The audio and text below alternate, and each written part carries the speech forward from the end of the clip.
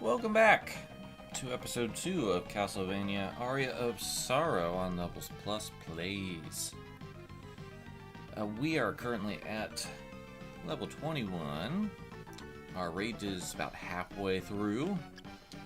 Our map is about halfway through. But there's so much to do still.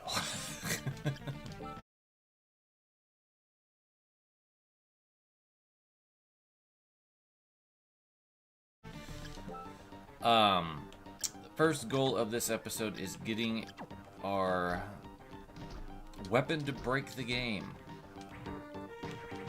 So we're gonna start there.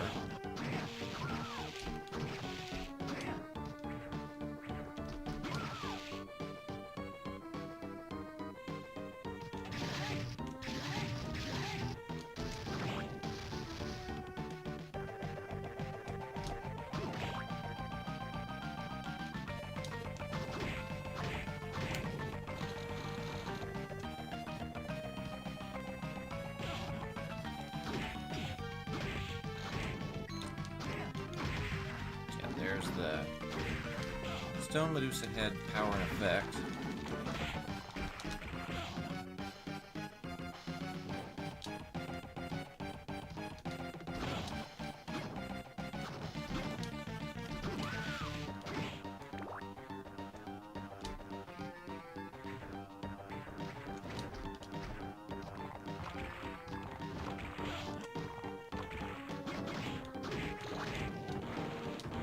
Entirely sure what the purpose is of going that way is.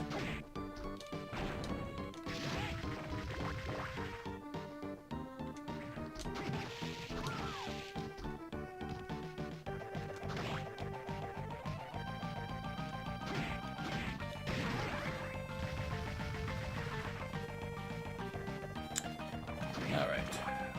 With the Skull of Soul that we got at the end of the last episode, the yellow soul, we can walk while underwater.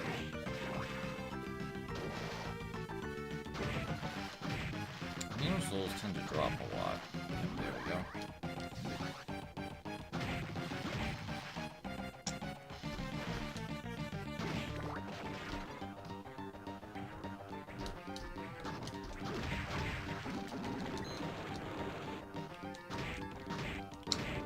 This room holds one of the hard mode items in this little nook over here, if I remember correctly, but nothing in normal.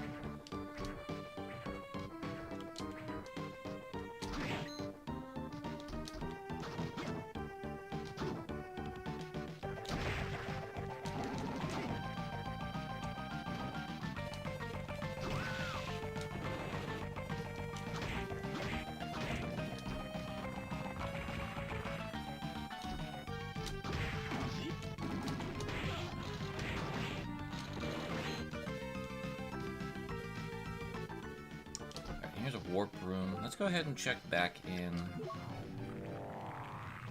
with Mina and Hammer.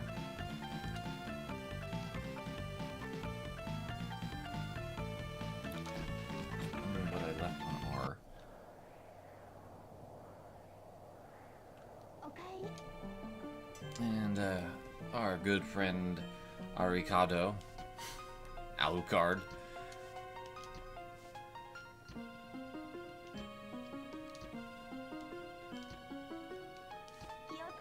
Letting us know to use that soul we just got.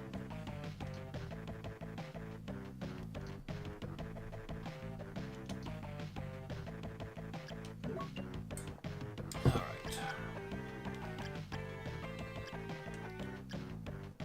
Don't need the cloth tunic. Don't need the copper plate.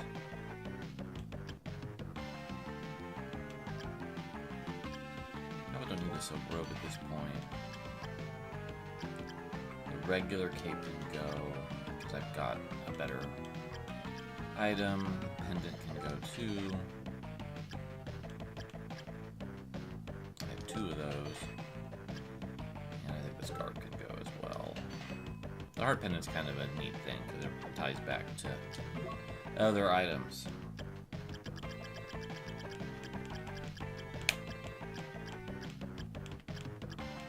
Alright, we have unlocked a new weapon, which I could get, but we're literally going to get a better weapon, so I will refrain.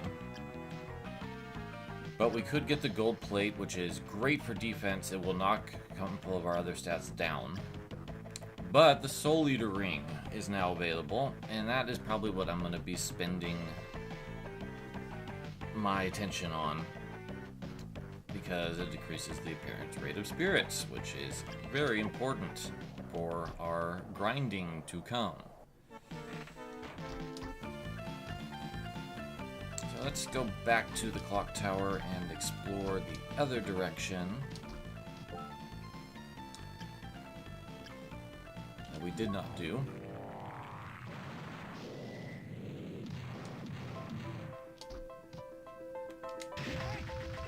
Oh, great.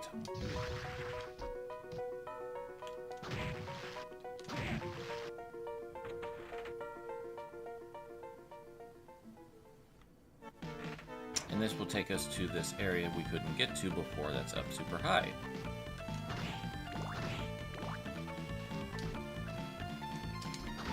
It's very convenient because it's going to take us to one of the entry points to the reservoir, if I remember correctly.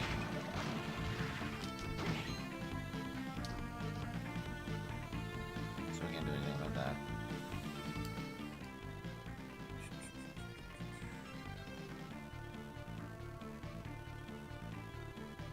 Don't mind me, I'm just attempting to remember where I'm going.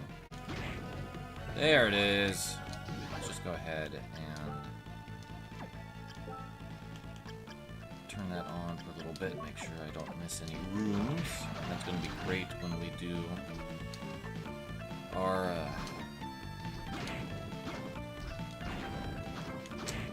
exploration for 100% map completion. Which I've shown off quite a few of the secret rooms, but there's at least one in each area. Some have a couple. And we don't want to miss those. This is going to be a 100% run for drops, souls, and map. And a lot of those zombie soldier souls. In Aria, it doesn't really matter getting the same soul multiple times. It does in Dawn, and Dawn takes the grinding to kind of a ridiculous degree. It's one of its issues. You have to power up your weapons and your souls with souls, but the luck stat is truly broken in that game.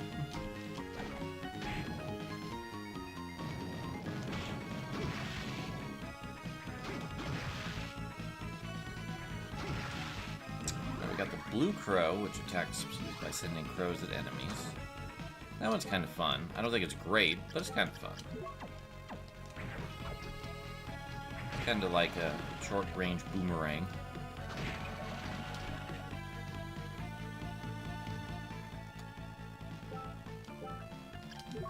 But we'll probably be using the lightning doll for a while, because that soul is really good.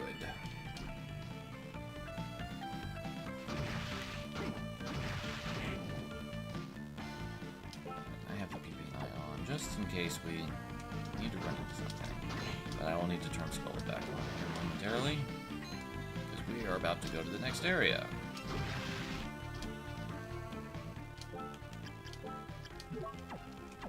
Skull lets you sink underwater, which is just really nice. It's a nice way of locking off some areas in the game.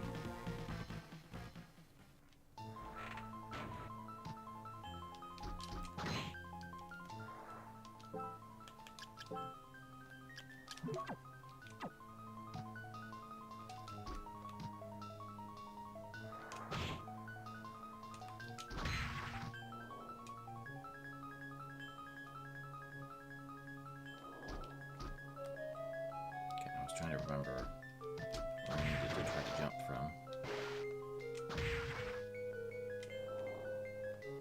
I don't remember if the boats respawn in here.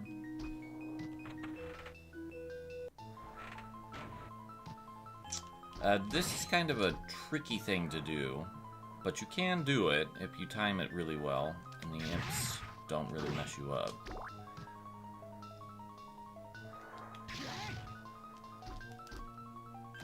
Ooh, I got it.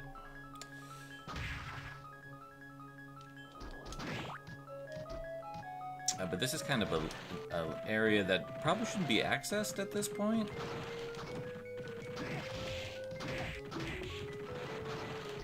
As you can see, the enemies here hit pretty hard, and I'm kind of getting tripped up pretty good.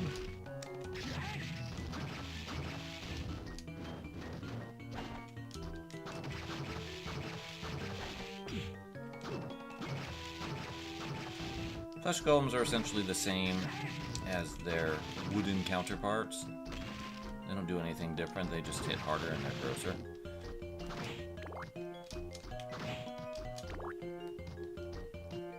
But as I said, this is kind of a difficult area to jump in where I'm currently at. We're kind of skipping stuff a little bit. I got what I need.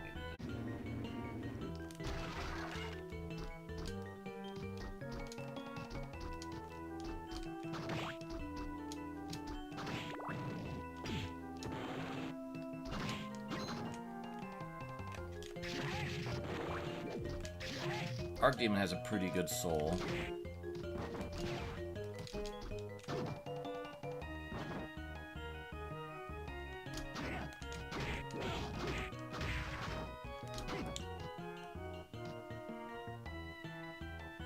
I'm getting knocked around in here. Slams will poison you, and they tend to be kind of annoying to fight because they're low to the ground and they have pretty high defense. But at least that'll add it to my catalog.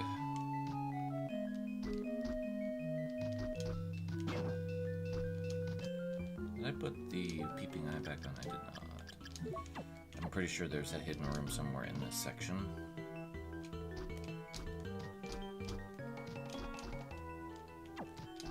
Alright, there is one of our books that we're looking for.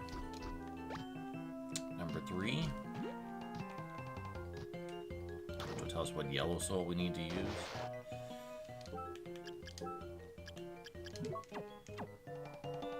And then we have these upgraded bone pillars. These are fish heads.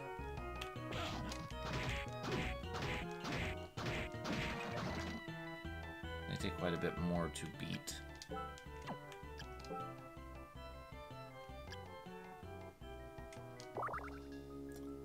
Alright, I need to buy some potions next time I see Hammer, because I'm running out of healing items.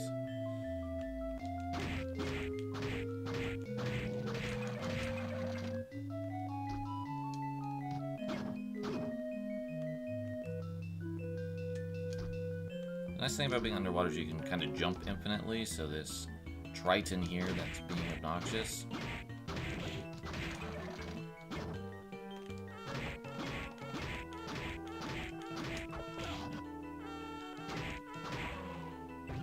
Ooh, we got the best strength upgrade. That's nice. That'll be helpful later. There's also a 12 that we haven't gotten yet, but getting the 16 right off the get-go is really nice.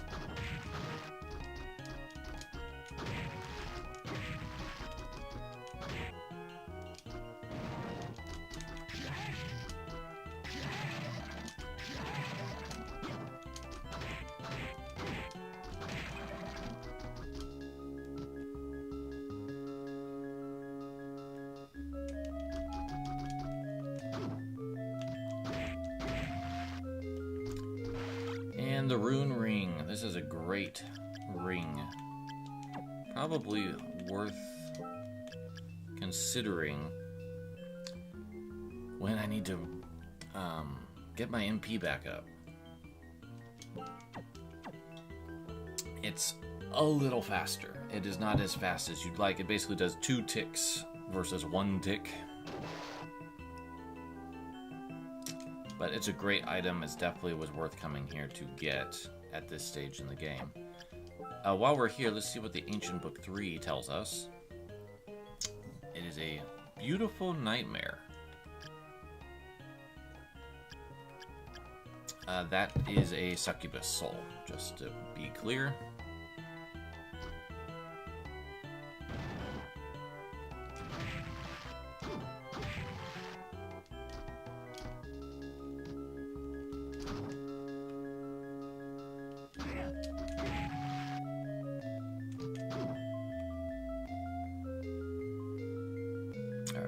sword here. There's a hidden room. So let me show you what the peeping eye does real fast. Since I found the wall, it will just slap a nice little radar ping on something, letting you know that it's breakable. This is not the sword we're after, but it is a decent sword. Goes up with our damage, and it does have the ability to be canceled. And honestly, it'll be nice to have a long-range sword.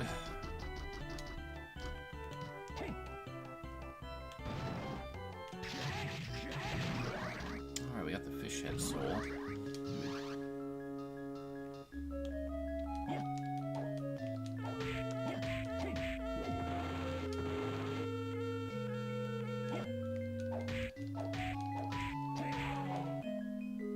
Had some pretty good luck with souls so far this run.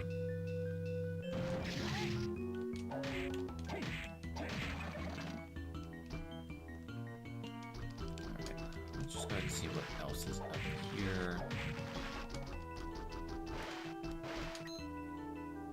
Some money, and then we got one more hole to investigate.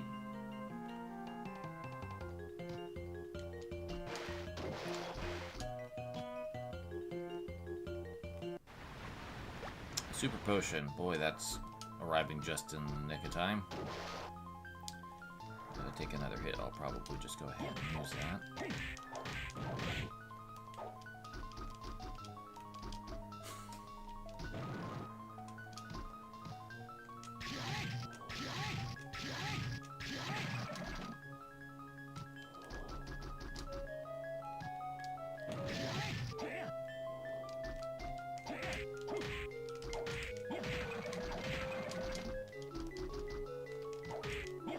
Oh, I forgot they actually can leave the platform.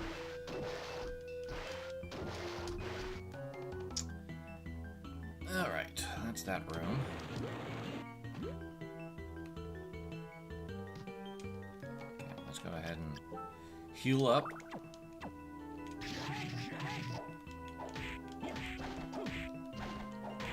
Nice thing, they can't go up or downstairs.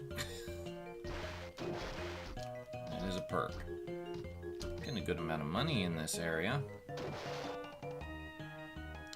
And there is a handgun. One of the few ways that the game reminds you that, oh yeah, this is in the 21st century. But we'll have to go up and around to get that. The money's really the only thing that was left in this area.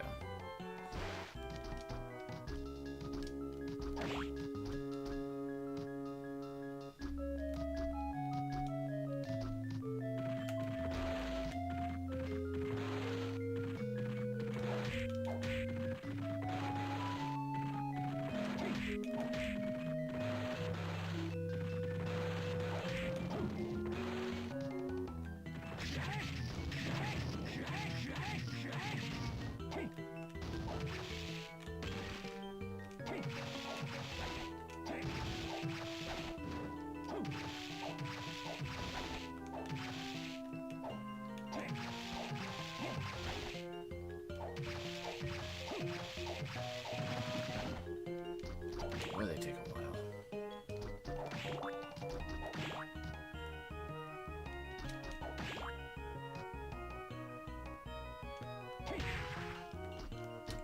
Alright, there is something over here, which I don't think I can quite jump to yet, unless I got possessed instead of doing anything useful. So we'll just come back for that later.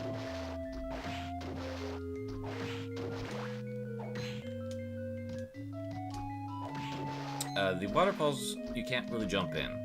That's something that's important to note as we get deeper into here, because that relates to the hidden area that I keep referring to.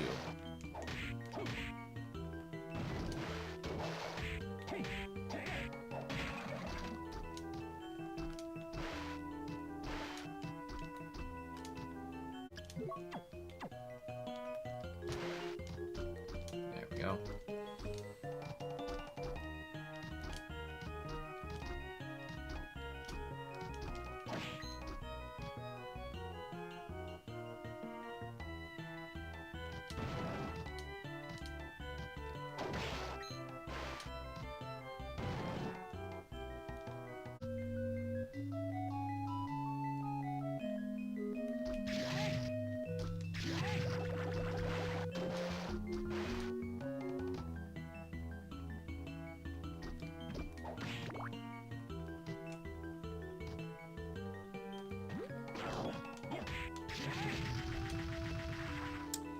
The fun thing about poison is only your physical attack that has a problem.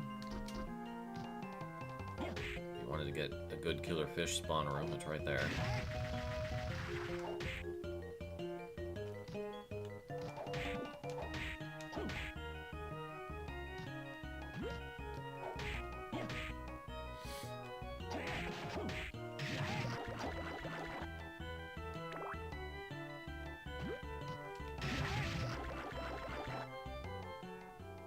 Got a save point, which is nice.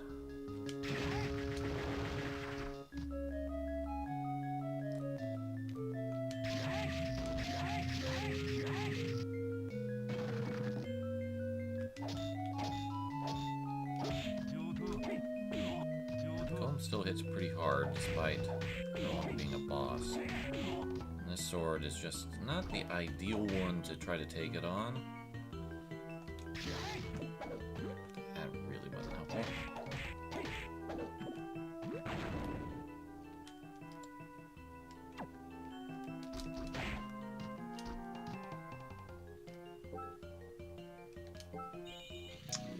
We'll go ahead and save here.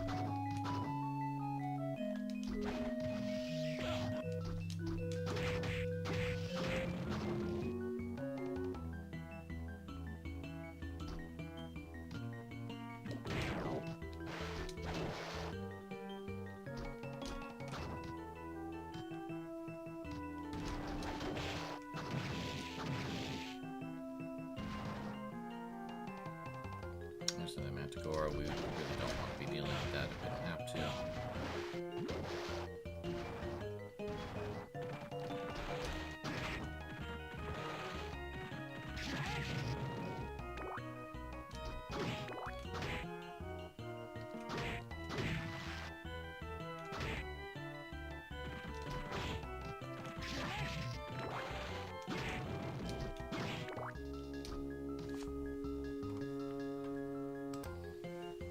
Alright.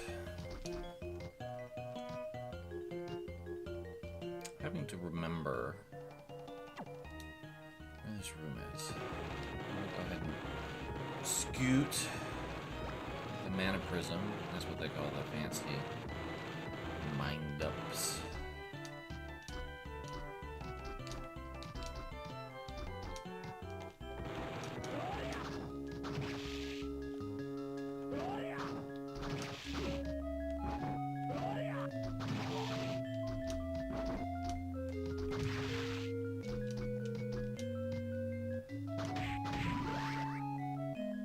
This is a good room to fight giant worms in. That's really the only thing that's in here.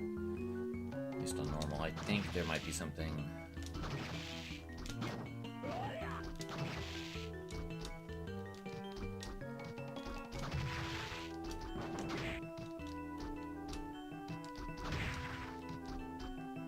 In here on hard. Sorry, I got distracted.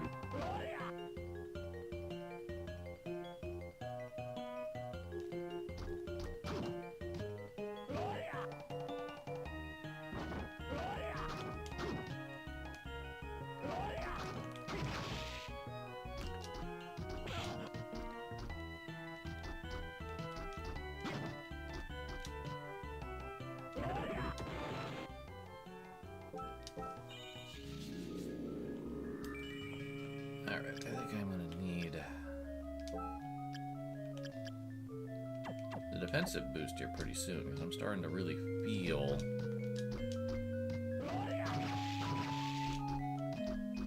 getting hit by things.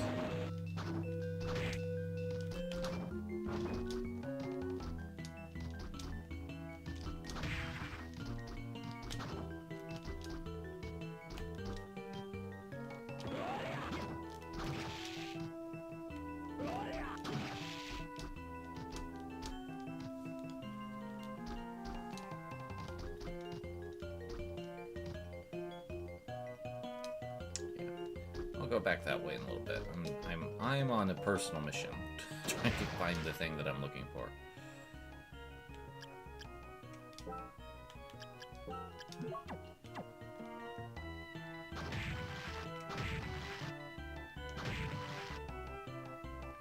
Here's the man-eater. This was a boss that kind of got lost as a boss.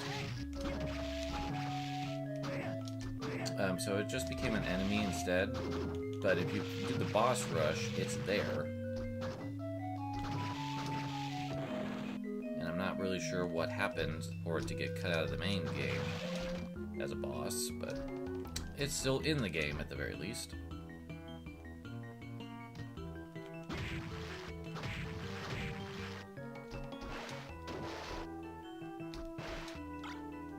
Rahab's sword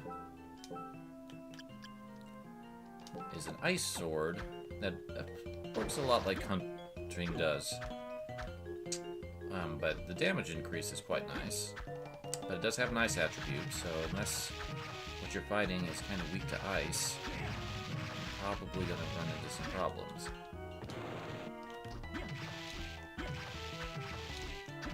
But it works great on the man-eater. Pretty well on the needles, too.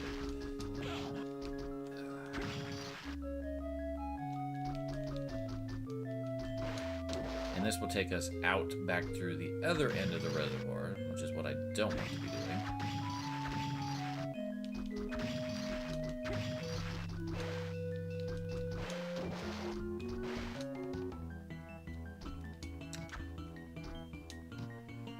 So I guess we'll see what this way does. I think this is just a goodie room. Although we do run into dead crusaders here. These are kind of annoying enemies because you can't really attack them until they attack you.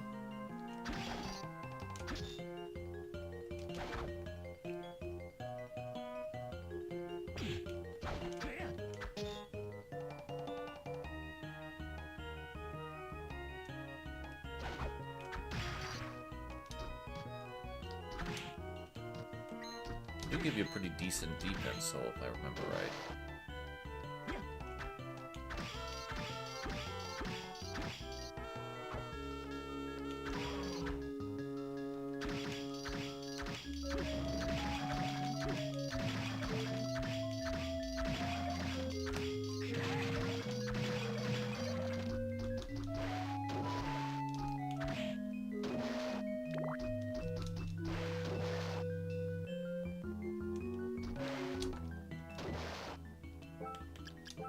That pause button just a second too late. There we go. There's really no reason to come up here. Unless you want to find another one of those, which they're very annoying. So no. No thanks, I'm good.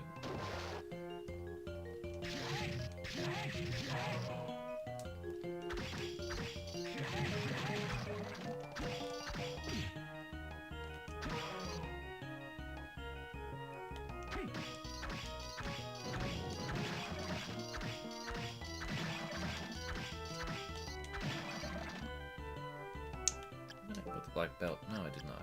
Well, the increase in MP is actually kind of nice right now, so.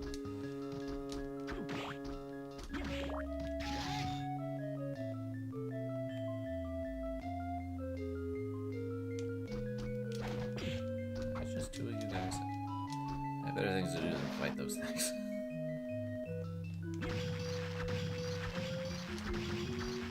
The thing with needles is that they're a pretty easy soul to get because they're usually just clustered together like that. Alright, we have looped around. So I'm going to go ahead and go back down the way that we originally got to that space.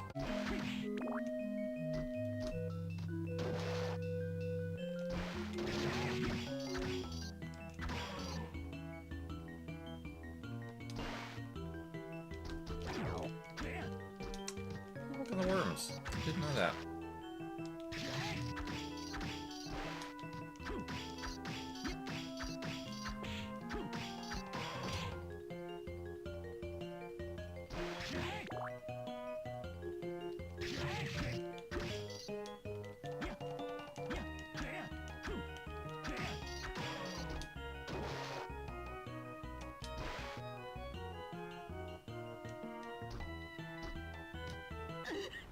Uh-oh. Grandma stabbed Yoko.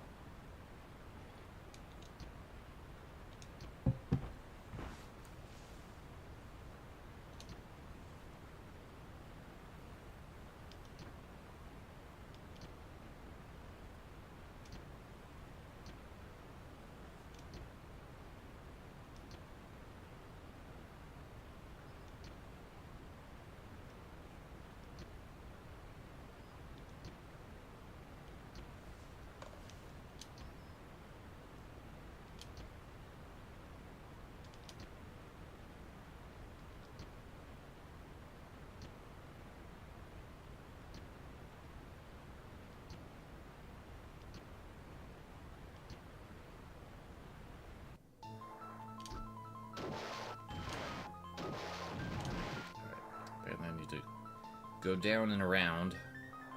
But we got the important plot point. So that's big.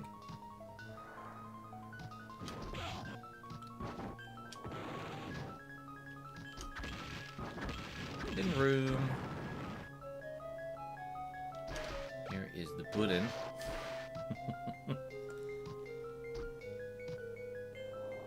Alright, we have found the next boss area, the underground cemetery, which is still not what I'm looking for. So I'm gonna go back up and around.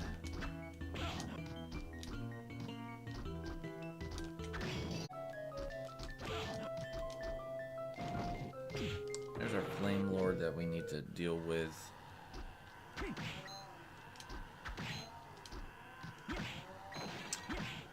This is where Legion lives, and these are all Legion's little zombie friends that amass in his body.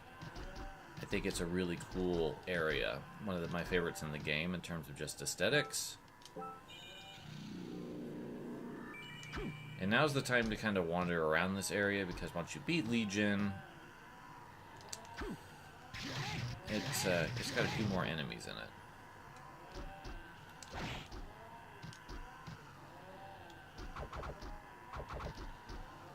The War Jaguars are pretty tough, they hit pretty hard. And I don't really feel like I'm currently equipped well to deal with them.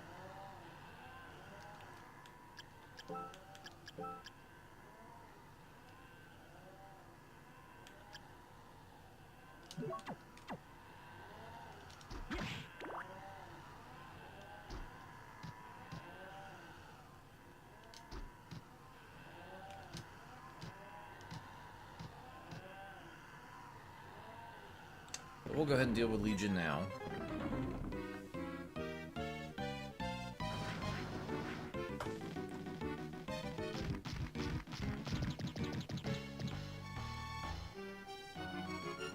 So I need to remember to get all of the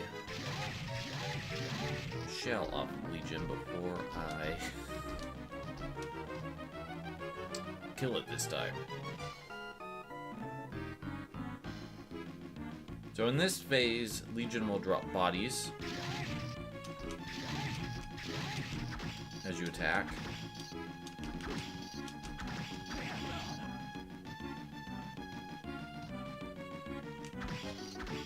Take a couple strikes to kill. Ice seems to be working pretty well on it, so I'll keep this sword.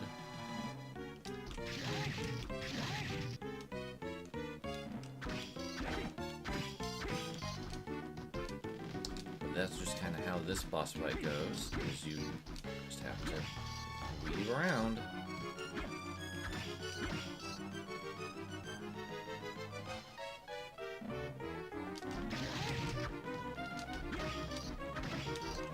Eventually, this outer shell will break.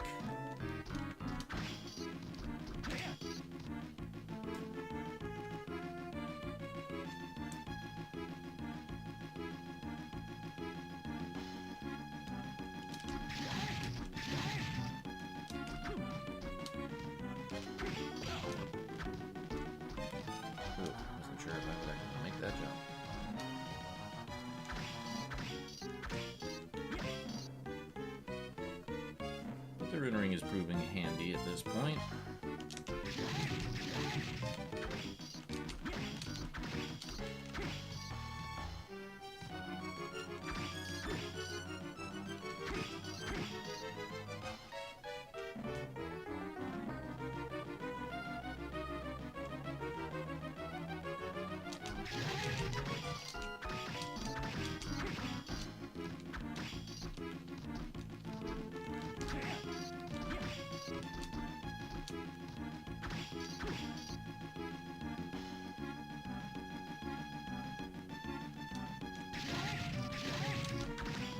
The downside to the lightning is it's actually hitting the inner part of Legion as well.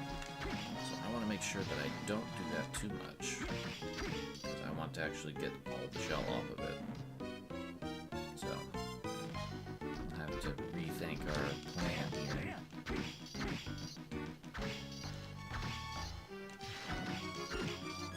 Alright, bottom's off.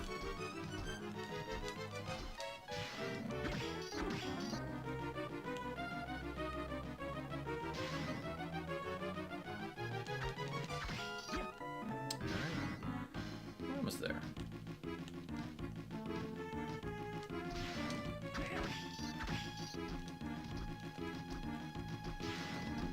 I'm going to manipulate this way.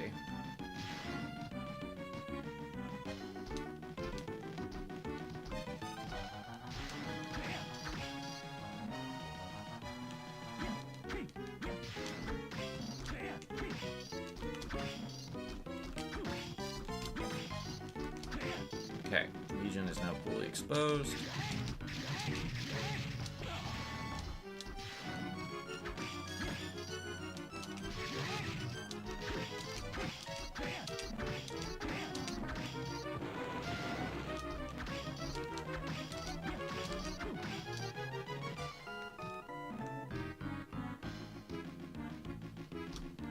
Now it's funny that I've never seen Legion do the move it just did, and you didn't see it at all. Because I knew what it was doing, because I watched somebody else play the game recently, and saw that move in effect, and I was like, okay, I just need to get out of the way. Basically, it goes into pinball mode. Alright.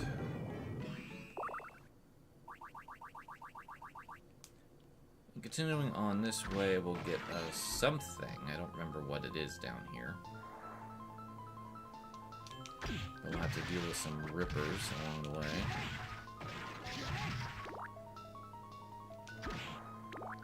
There's quite a few of them in here.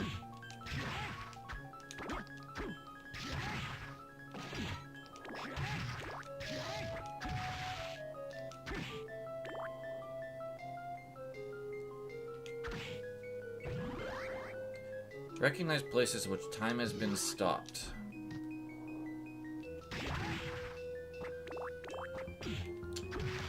So that means we can now deal with the white rabbit.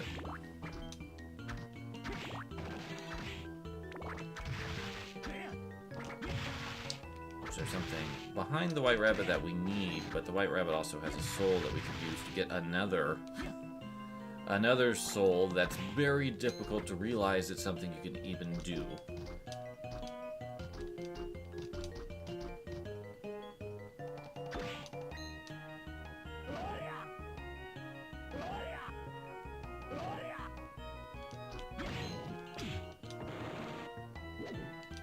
That's the gold ring that increases gold drops.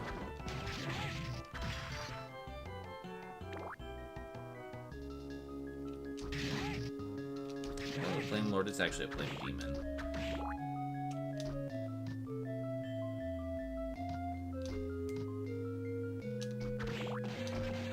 And a High Potion, which is kind of nice. Like I said, next time I go back to the shop, I need to buy some potions. But yeah, Legion is a great fight. I really like it in this game. And I believe I've explored this area, so we can now continue going back to the right. But I'm going to go save first. And I will show you the Legion Soul while we're here. It's actually one of my favorite souls in the game because it just looks cool.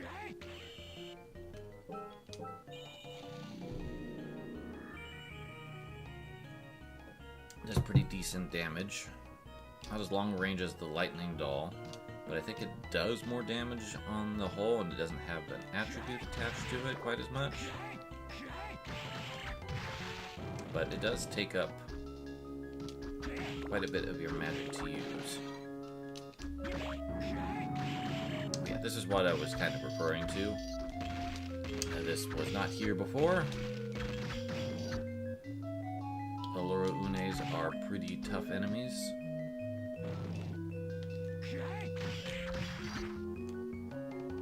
Alright, since we need the Flame Demon, I'm just gonna attempt to get lucky here. That wasn't too long. But the Flame Demon Soul is one that we need to get the true ending in the post-game.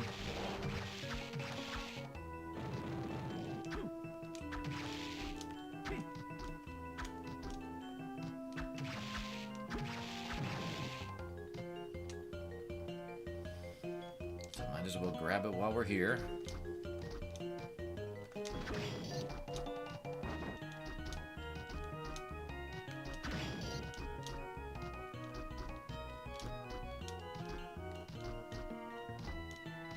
I haven't really explored this room yet.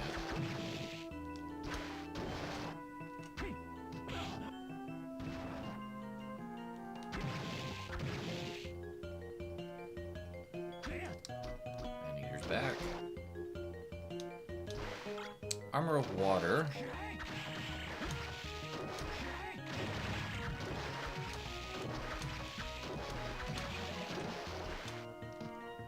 Is good when you're dealing with water attacks, which is kind of a lot of what we're dealing with down here.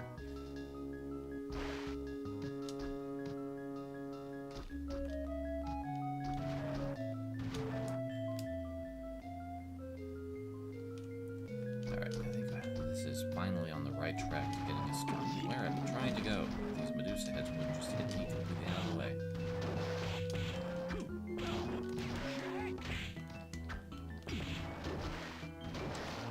Too many enemies down here. They're all being annoying.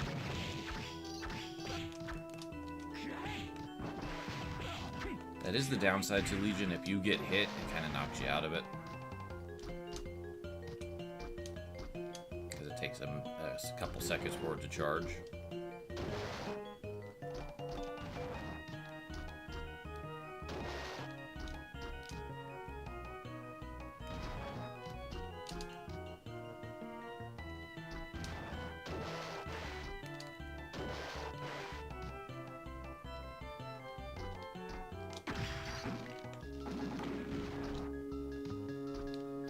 Alright, I'm just gonna get over here.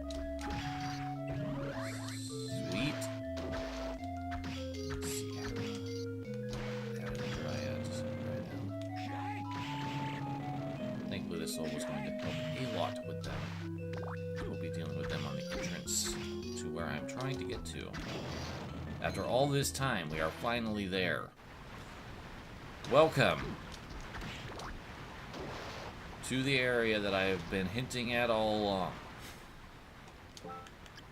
We will need Undine, and we will need some space. We also get some of the best armor in the game in Eversing, which I'm going to go ahead and put on because we could use the defense. And I'm going to take the Rune Ring off because we could probably use the Black Belt's just general stat boosting. And we're going to go ahead and put Triton on for a little extra strength, because we are going to enter probably the most difficult area of the game outside of the whatever the last area is and the post game.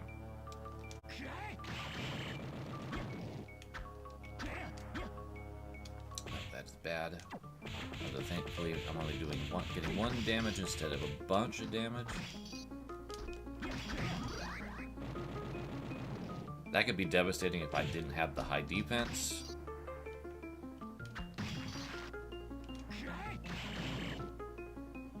But there's just a lot of tough enemies in this hallway. Like the Mudman just hit me twice.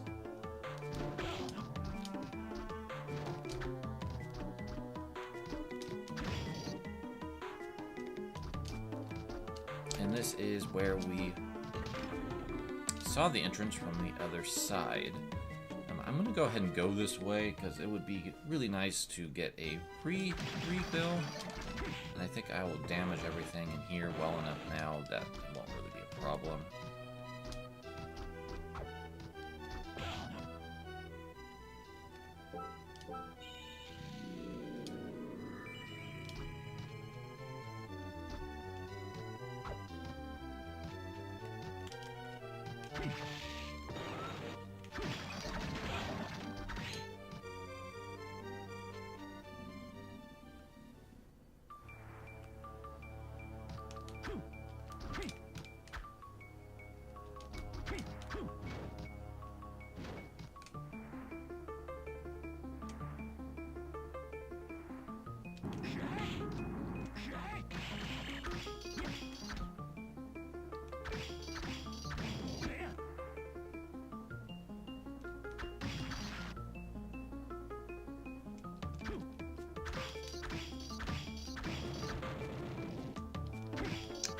But yeah, there's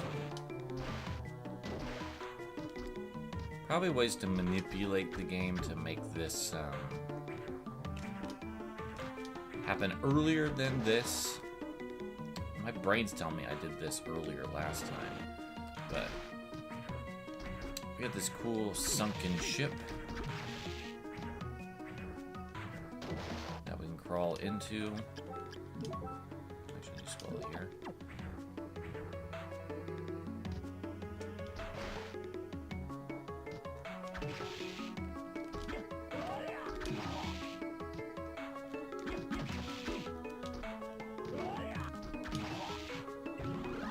Nice.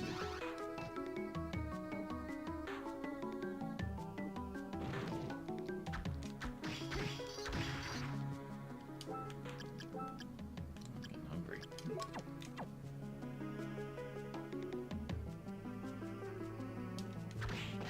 There's a bunch of treasure boxes down here, which is kind of cute.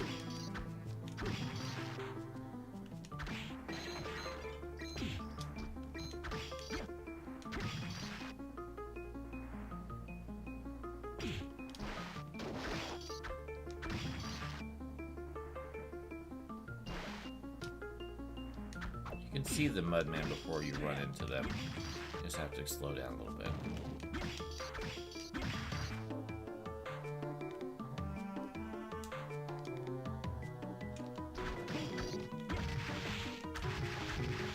Best spot to get the Ripper Soul is right there.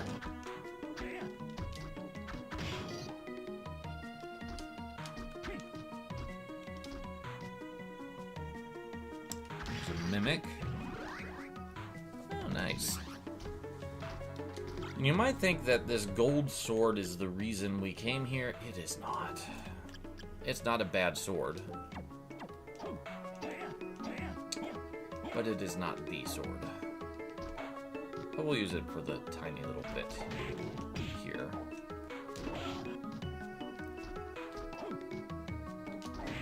The really good sword is hidden.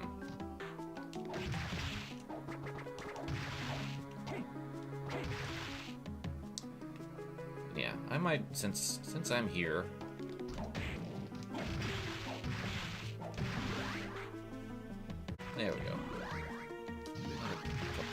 cloaks out of it that I could sell too.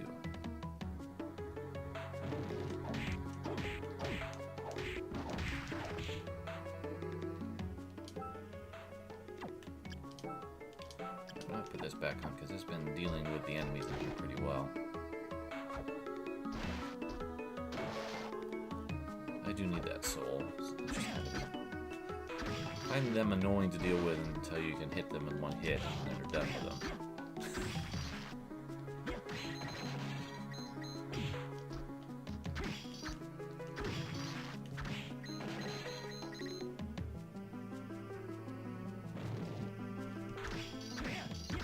I'm really happy I got that Mimic Soul on the very first try.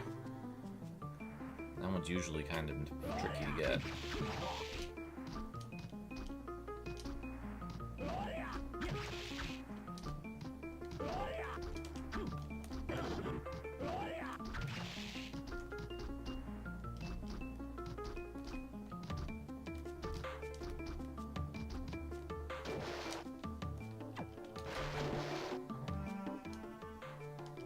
Alright, back to Skola.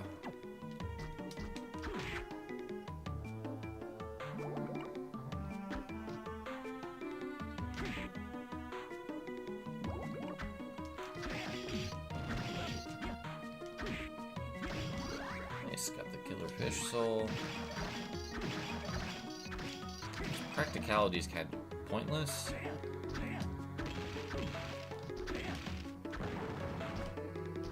You only use underwater. That's why we came down here. The Klamath Solus. The best weapon in the game because it boosts all your stats. Look at the damage increase. And it is huge. And it's kind of... This is not the place to show off the fact that you can jump cancel it. But this is the weapon of choice in the normal run, because it doesn't really get any better than this. Hard has a few extra options, and you can get some better stuff in the boss rush. But you can double attack with it. So it is extremely good. And worth coming to get. As early as you can, which was what I was attempting to do on this particular run. Because it's so big, it really just covers a lot of range. But it does trivialize the game quite a bit.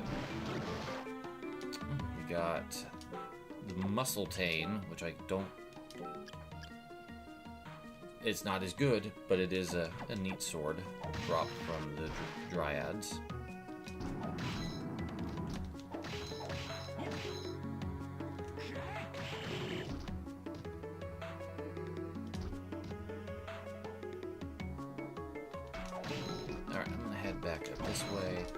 It also kind of attacks a little bit behind Soma because it's so big.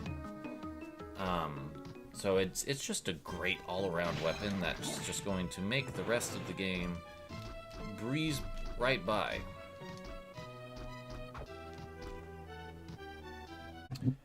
Alright, well, while I was eating, I realized that there's an encyclopedia accessible in the pause menu, which is kind of cool. It actually breaks down everything, and it has everything just there by default.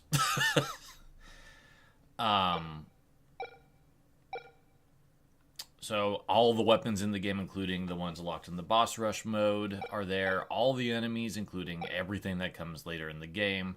All the souls, all the items. Kind of handy. It also tells you what everything does, so you can actually just skip going after the ancient books because they're all in here. It also tells you if things are purchasable or not. The one thing I wish that it did do is if it told you what in the world things did. So like, for example, Rahab's sword, it has an ice effect. The enemies tell you what tolerances and weaknesses are, and you kind of have to make guesses about what the symbols actually mean. That would have been nice to actually had somewhere in any of these what they are. I could assume weakness is swords and light or holy, and tolerance is dark. But there's quite a few different attributes hiding in the game. I'm assuming the skull is like poison. Tolerance is probably ice. The lightning, stone. It's cute that they use a moe head for stone. But yeah, that is just something that would have been nice.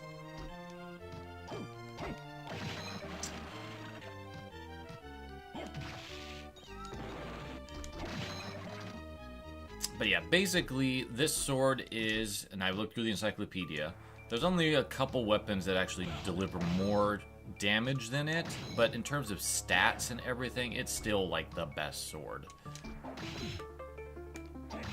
But I still can't kill these annoying mudmen in one hit. I can with Legion, I guess. I think I kitted myself out for like maximum strength right now, so I'm just gonna have to be okay with that fact.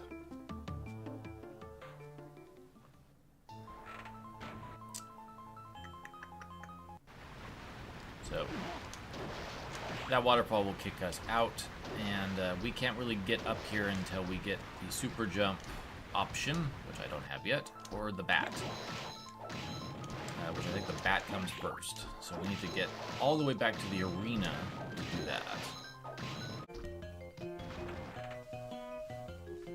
But the arena has a soul that we need to open up a lot of the game for us. The skeleton novas from Symphony of the Night are back. They're just referred to as beam skeletons here. They're about as dangerous.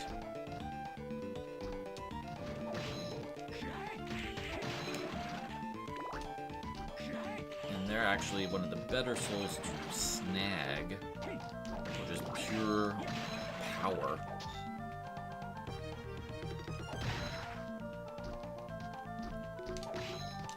Killer Mantle is a soul that we will desperately need,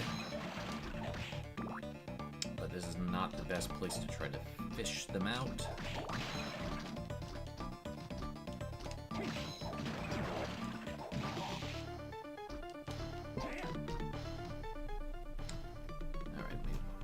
New warp room.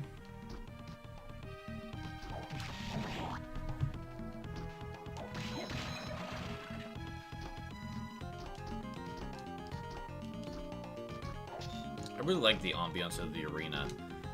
It's definitely like the area in the game that feels the most modern.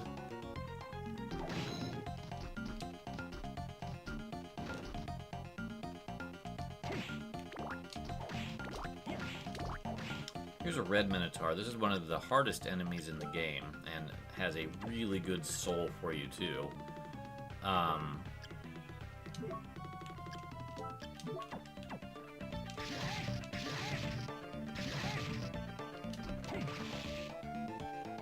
It also has a unique attack that the regular minotaur does not have.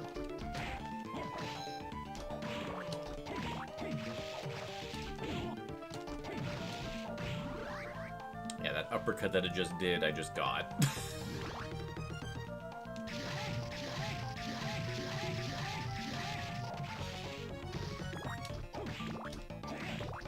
This area of the game has just some pretty nasty gauntlet rooms. You have to get through like a bunch of stuff. It's kind of similar to Symphony of the Night's Coliseum area. I'm reminded that I never got the actual Valkyrie soul. We're going to start running into the second version of those here very shortly. The Red Minotaur soul is a great attack soul, but it costs so much of your magic to use, but it is just devastating. So it'll be fun to show that off here in a bit. This, unlike Symphony of the Night, has a lot less traps. But this is a good room, because I haven't really shown off a lot of the blue souls that we've gotten. So this is the Giant Ghost Soul.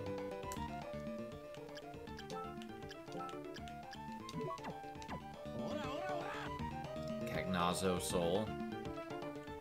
Not very effective, but it's at least cute looking. Big Golem is kind of similar, but it does it from behind. So, kind of helpful when you're surrounded by enemies. And then Death, just summon Sice like he do.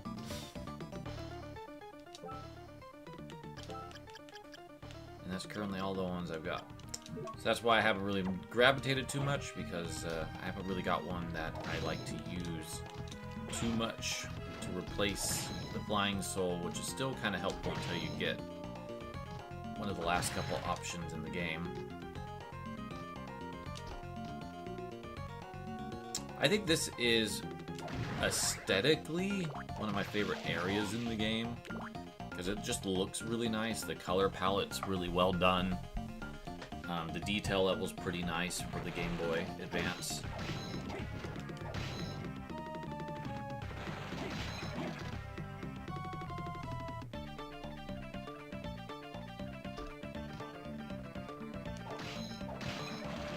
Alright, we got the Beam Skeleton. Beam Skeleton's 28, so it's not too unreasonable. But it's a pretty solid soul. It doesn't do as much pure damage as Legion. Oh, great. We're on a really good run with souls in this run. The Killer Mantle is huge. There's an enemy you cannot defeat unless you have this soul. And it doesn't look like much. You just throw this tablecloth in front of you. But it swaps the HP and MP of enemies.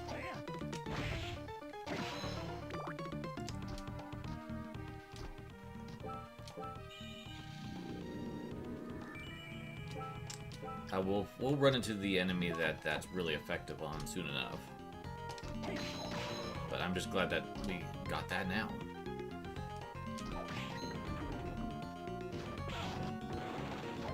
So there are, I remember now, there's a couple trap rooms. This one's kind of silly. These statues in the back, their hands and feet come out and will hurt you if you happen to be struck by them. You just kind of have to jump over. It's just kind of hard when you're dealing with lubricants.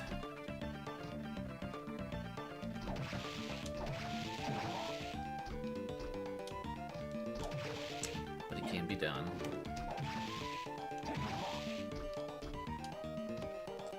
And then we have to hit this ball multiple times. And there's certain weapons that do this better.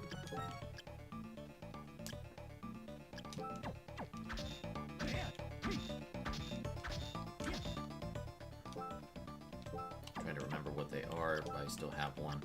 The hammer and the like do a pretty decent job. The whip sword does pretty well, which is one of the reasons why I held on to it, because it just hits it from so far.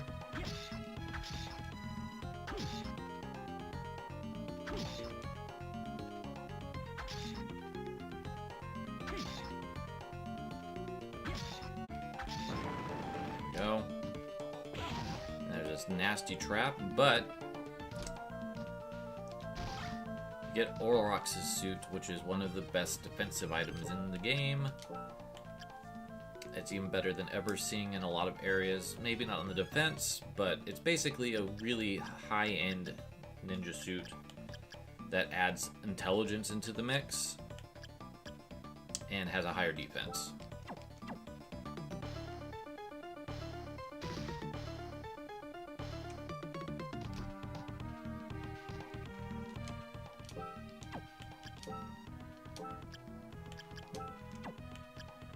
Curious, since I don't really want to be dealing with any of these things.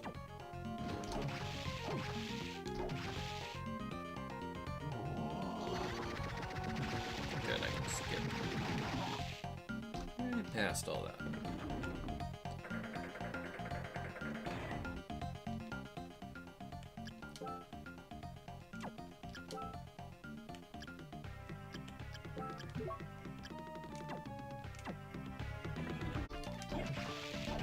This room's not a whole lot of fun.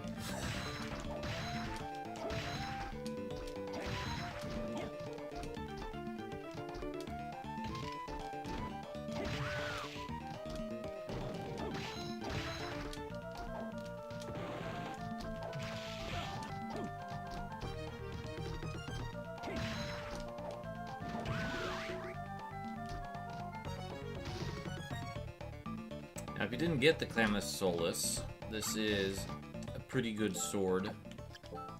Balmung. It's a pretty good sword. It's not quite as powerful, but it's up there. But it is a straightforward attack, and you cannot jump cancel it. It's kind of like a lance.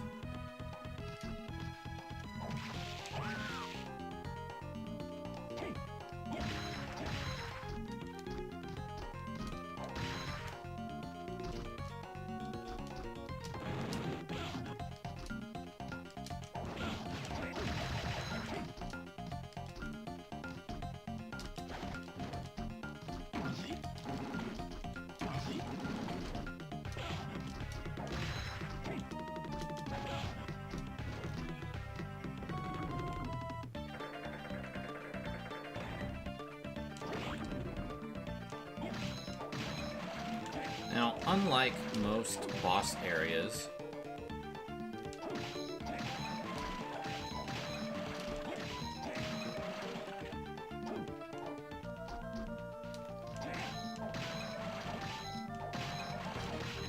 there's not a save room immediately nearby.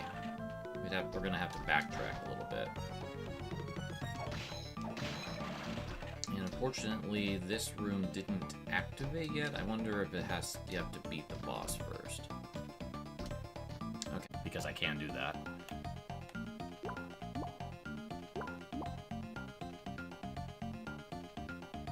And we'll just save ourselves some time.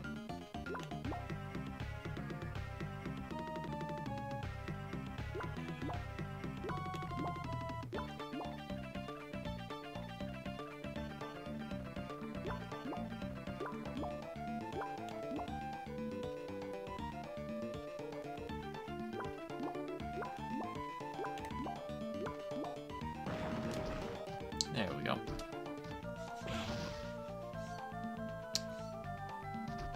Don't forget that all three rooms have that, but that's the rare ring. It's the equivalent of the Soul Eater ring for items. It'll increase the drop rate for enemies.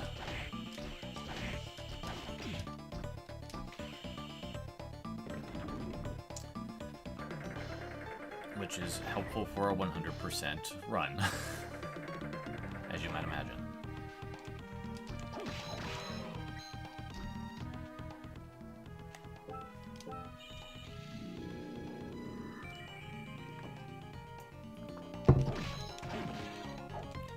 Alright. One of the cooler bosses in the game is right around the corner.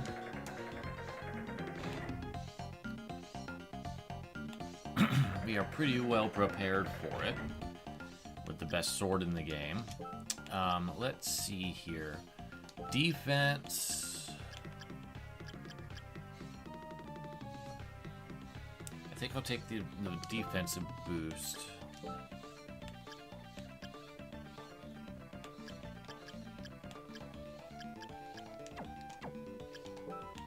And we'll put the Headhunter on. It won't have quite as high strength, but it does boost other areas quite a bit.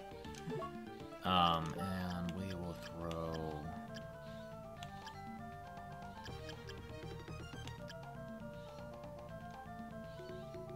Let's just throw Big Golem on.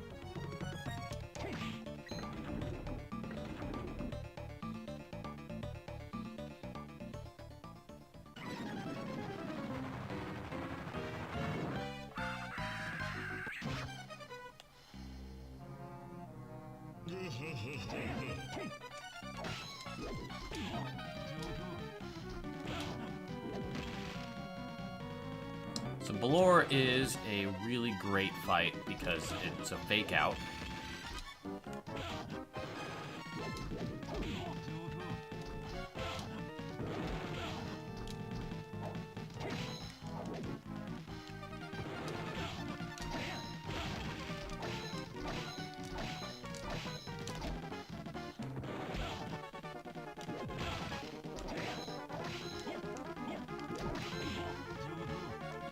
But he also hits like a truck, which is what I was trying to get around.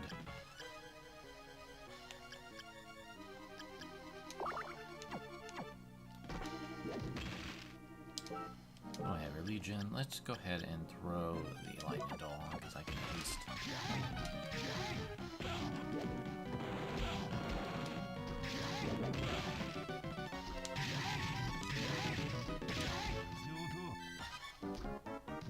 Do a lot of damage up close with that.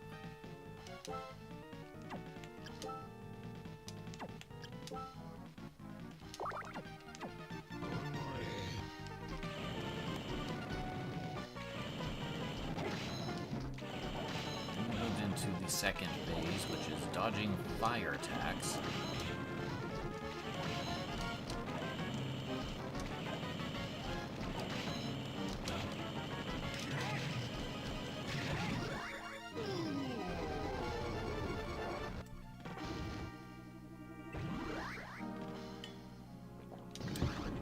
Balor is a fantastic attack soul, but costs 120 magic to use. So that's a good chunk of your meter.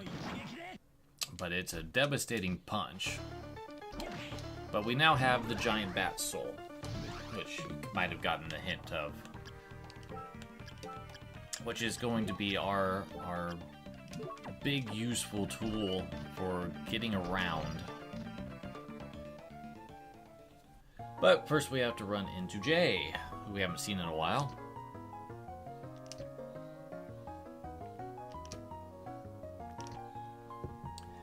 And he remembers who he is.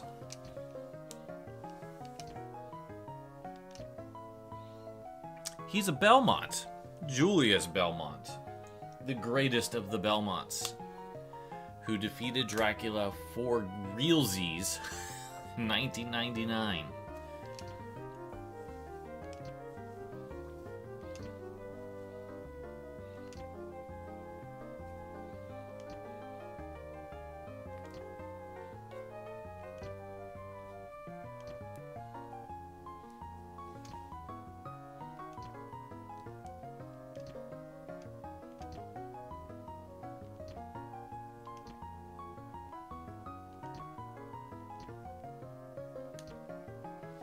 So Julius is currently without the vampire killer.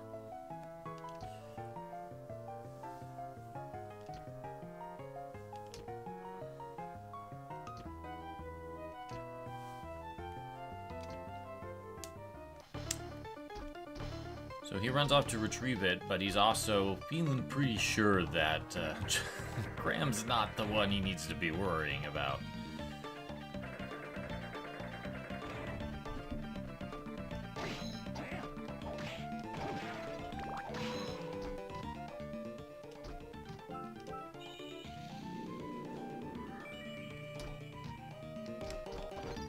Anyway, this is the bat. It's really helpful. It does drain magic pretty quick. So I think for now I will put the rune ring back on because we're going to be using it to fly around. And here's where we're going to farm for the succubus soul.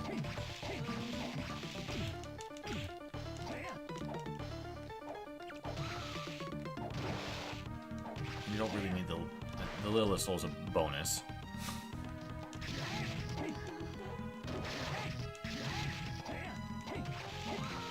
But we need the succubus soul in order to get the true ending, because we now have the other item, the giant bat, which we haven't got the book for. I've just played this game enough to know that right off the get-go is one that we need.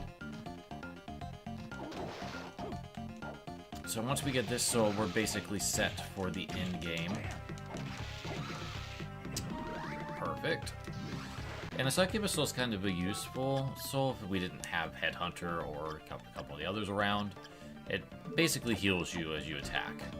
So if I attack this beam skeleton, hey look, I got some HP back. So kind of helpful when you are just not near a save room, but you're kind of near a bunch of enemies that you can just knock out pretty quickly.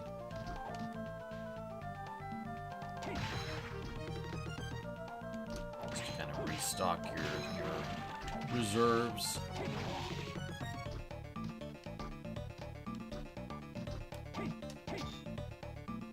In fact, you can kind of abuse it on the Dead Crusaders because they'll block, but you'll still get the HP bonus.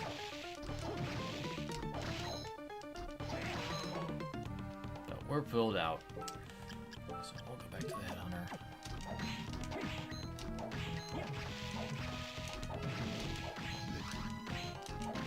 And the Giant Skeleton is a Creaking Skull, but deluxe.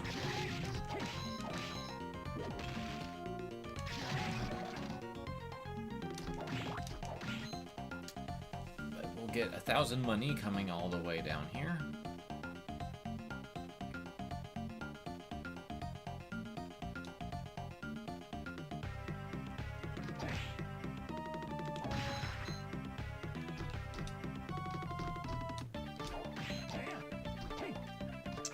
Which seems to be what you will come here to do.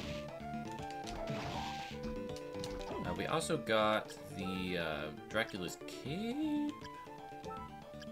Black Cloak, which is one of the best items in the game in terms of accessories that aren't specifically designed to give you,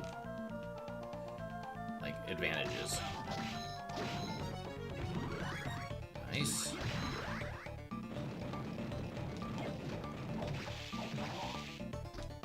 I think that's the first time I even saw that enemy. I love getting first appearance drops.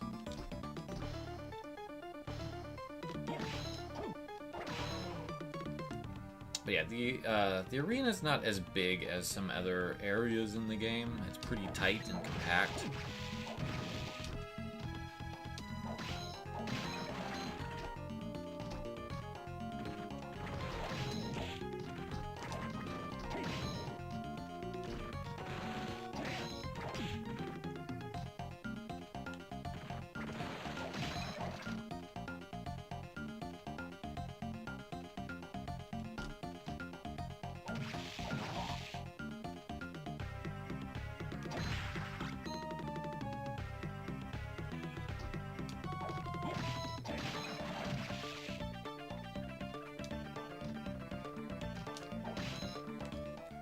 I don't quite remember where the hidden room is here, so I'm just going to go ahead and throw that on.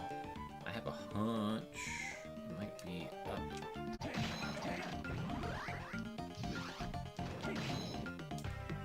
That's nice. The gladiator only shows up in like 1 or 2 places, so it's nice just to get that soul out of the way. Nice to get this soul out of the way too. Areas in the fancy place. Dead Crusader gives you a lot of constitution, which is great. That helps with defense and life. And here we are. I have to do this carefully because the bat does run out of magic pretty quickly.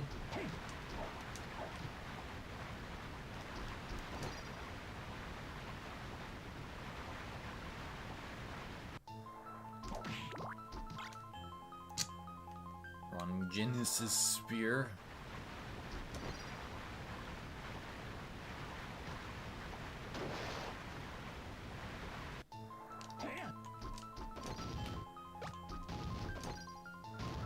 This is a decent room to farm flesh golems.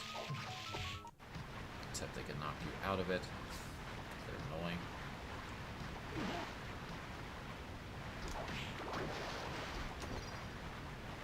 But I think we've cleared everything that's in this space. Unless there's a hidden room. I think I still have the peeping eye on, so no, there's not. I didn't see it.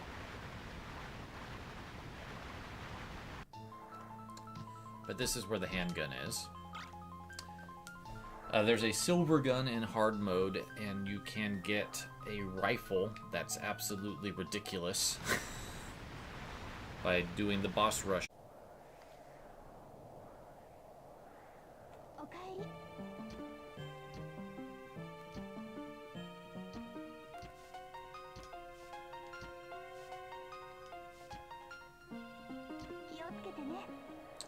I think we're kind of done with Hammer until I get enough money to get the Soul Eater ring.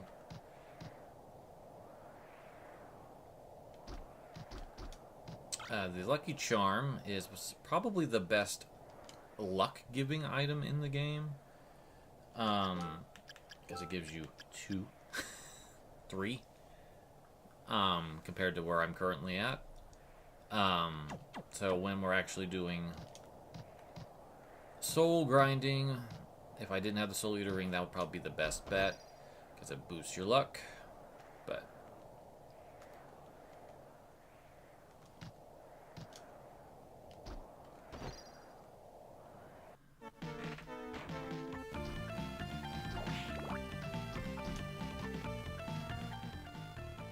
let's see, I don't think I need anything up there. We're kind of in map completion mode. Where have I not been? What have I not been able to grab? That's where the peeping eye is still on, because I want to make sure I catch all the hidden rooms. So, there we go. So I can't believe we didn't get the skeleton soul this whole time, and there it is.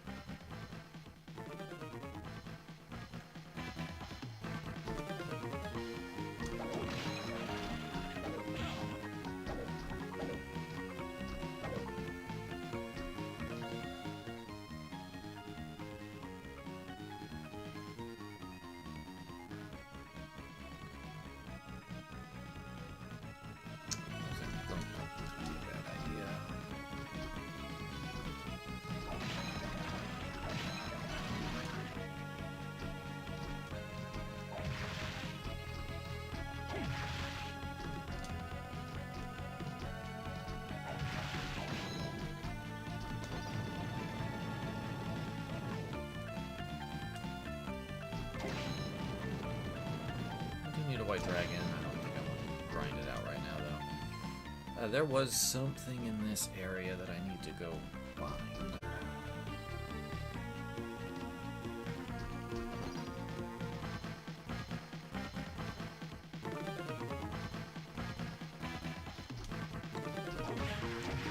At this point in the game, though, I'm not really sure how helpful the Armor of Fire is, but claim that I now have it. I could go deal with Dracula right now, because I could fly up there, but there's a little bit more I'd like to do first.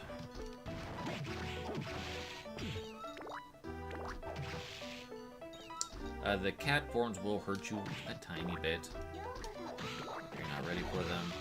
This is partially why I didn't do a lot of grinding when I was initially here, because I just kind of figured I'd be able to come back and, like, knock everybody out pretty fast. Lilith's really the only one that's giving me any trouble. Got a pendant. So nice to get a drop. This is a great room for Persephone. I'm saying that right.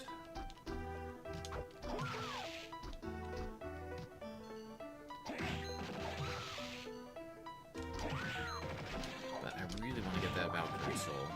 That's like really high on my list of things to accomplish right now.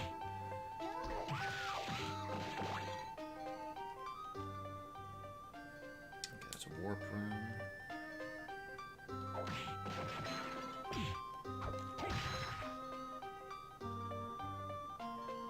I do love the mirror trick in here with the Kioma demons. I think that's really clever.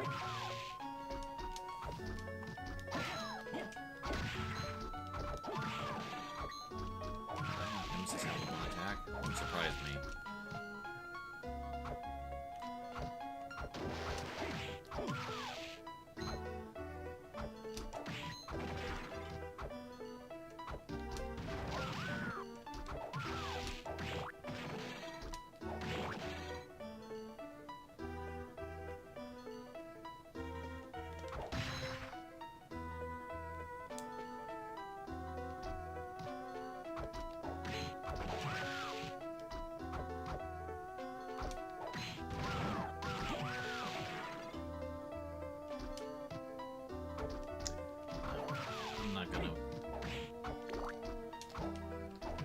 mess with Valkyrie Soul too much at this immediate moment.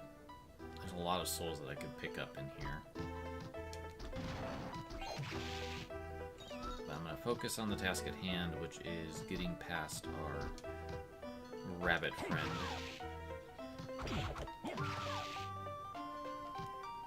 Over here on the left.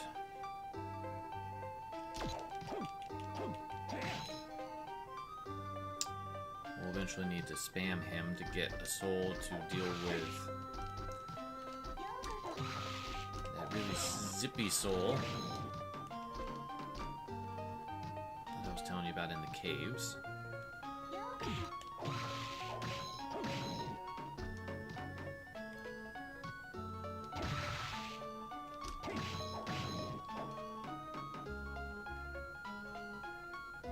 This is one of my favorite areas in the game, actually, this particular room. It's just got really nice ambiance. With all the ivy and the stained glass.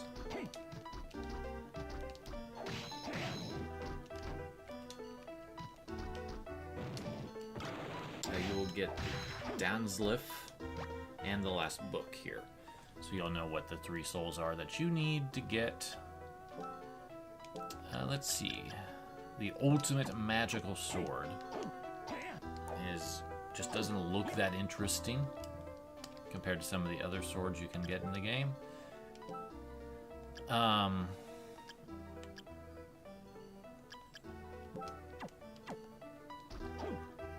But you sell it.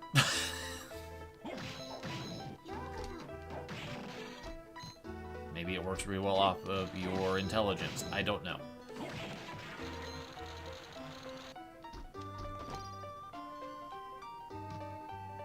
So don't mind me for a second while we smack this Chrono Mage around a few times, and we'll be right back. Okay, didn't take too long, about 10, maybe 12, but the Chrono Mage gives you the ability to stop time, and it acts like the stopwatch. But there is a couple that become a lot easier, and one that you actually have to have this sold in order to pull off the moves that you need to actually hit it. So that's an important one to snag.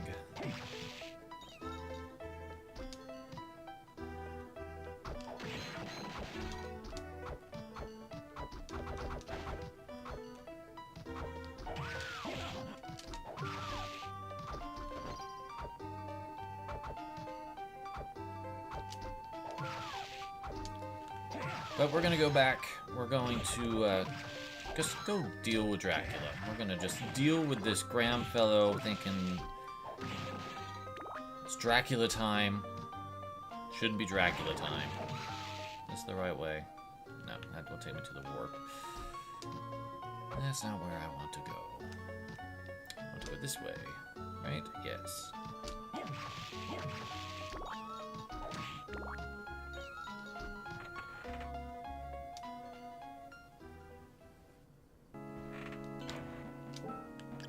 Alright, let's turn the peeping eye off. Turn the headhunter on a little bit.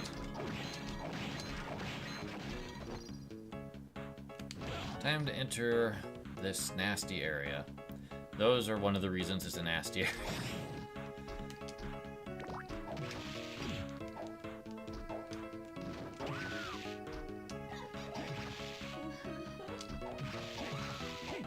I do like that the succubi have a secondary form where they are dressed like a shrine maiden. I don't know if they're meant to imitate Nina or what exactly. Final guards, one of the most annoying things to deal with. But we just got Satan's ring and we're running away. There's a lot of them in here. They're not fun to deal with. You have to really just be patient to even grind them, because we're going to have to grind them because they have a soul.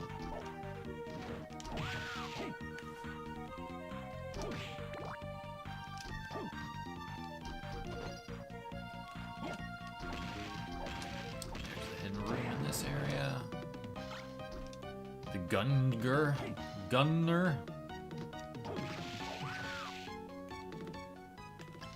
Got a couple new weapons here. We'll take a quick look at them. So, lightning infused spear. Looks neat, but very short range, even compared to other spears, and just continues to have that problem. Leviathan is basically hurting with a fire effect instead.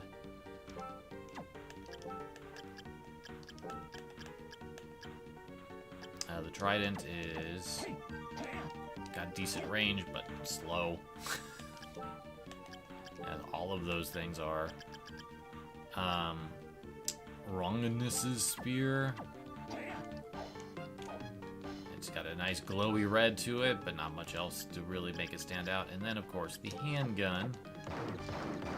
Someone just firing off bullets. I do love the bullets bounce. The bullet casings just bounce away. I think that's a cute touch.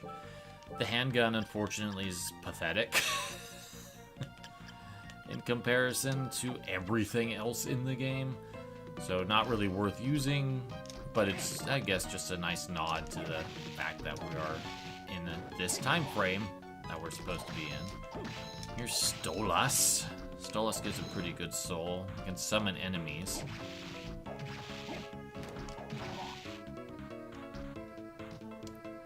These rooms look great, by the way. I love this background. I think it's really moody and captures everything really nicely.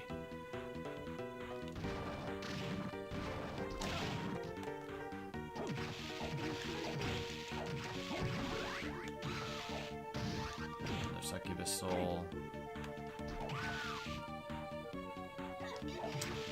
Of all the souls in this room, definitely not the one I wanted. Let's not go that way.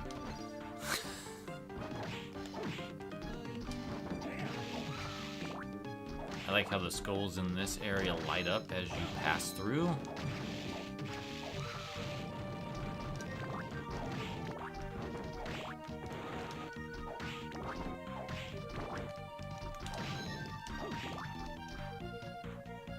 Let's see. I can show you what the Killer Mantle does.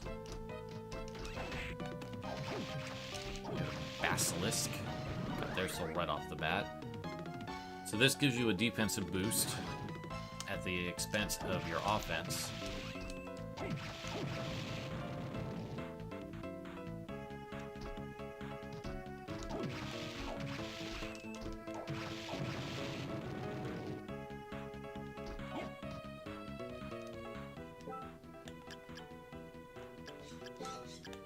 So down here is a special enemy that you cannot kill in most conventional ways. You have to use the Killer Mantle to even damage it, but it will be an insta-kill. So this Iron Golem takes forever to fight because it has 9,999 HP. But if you use the Killer Mantle, it swaps its MP and its HP, and you just get it instantly. Now things are moving up. This is where the hidden super jump is.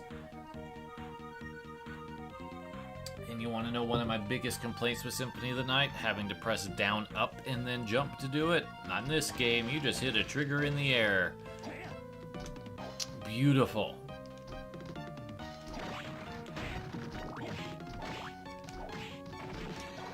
And now we can just zip around.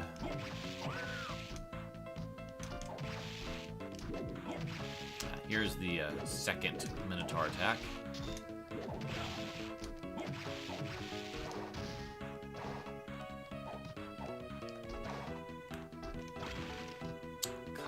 Bolsh. Get some very interesting weapon names. It is the Sword of Darkness. So you can cancel that one at the very least.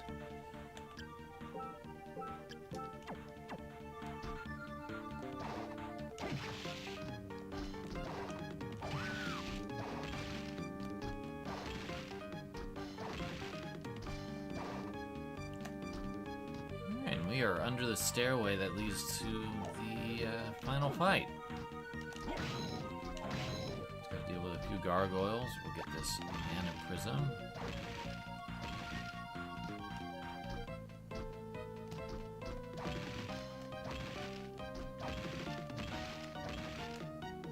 I think that's it. That's up here.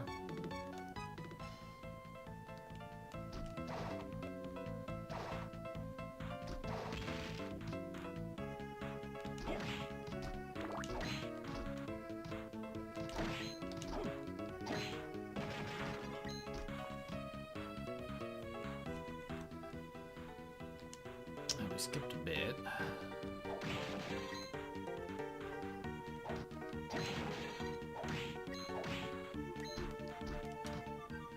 There's a save room.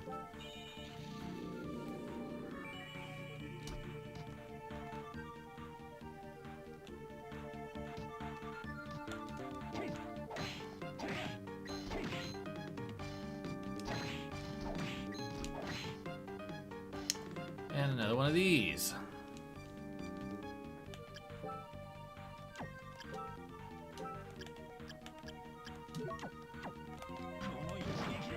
Unfortunately, their souls have no impact.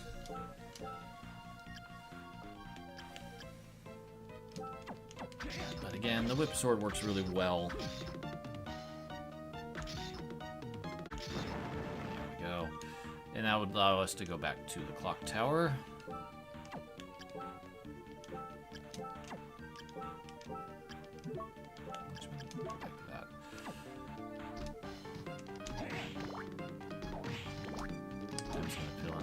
Space here on the map. I think I just skipped coming this way. Yeah, we came into this hallway, but we never actually finished it. I remember all the harpies. Because I remembered we weren't going to be able to get in here.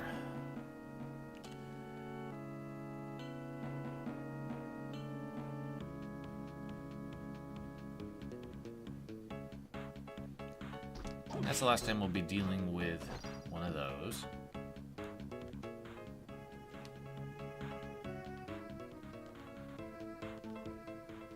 Alright, that deals with that. Let's get...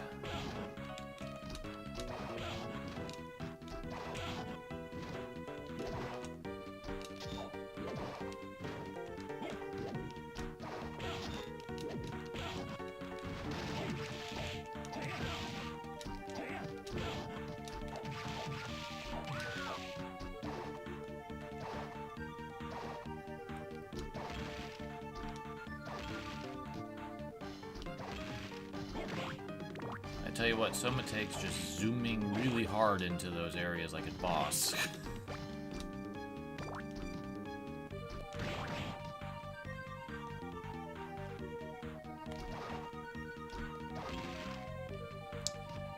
In hard mode, there's a Iden stuffed up there that you can get in the bat form.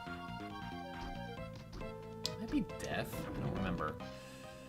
Alright, we are at the final boss of the main game.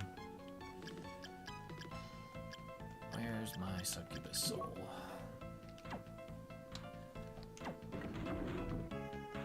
I'll just rewind it if things go bad.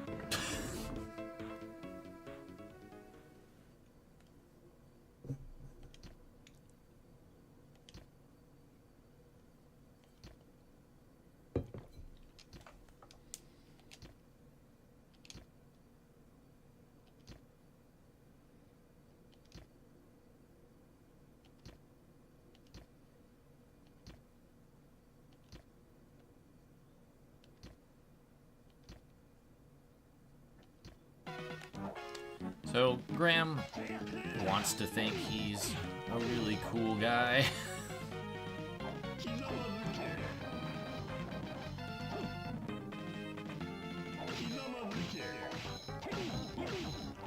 But he's not. His first form's actually not too bad, especially if he doesn't send any of these attacks low. You can just kind of crouch under most of it. Second form isn't too bad either. You can kind of just land yourself here and just go to town and not take any damage.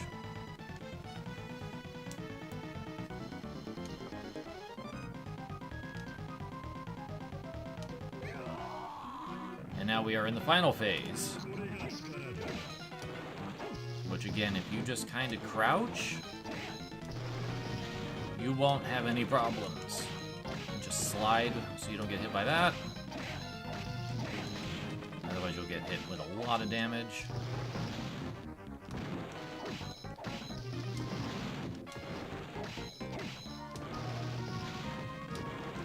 And just be patient.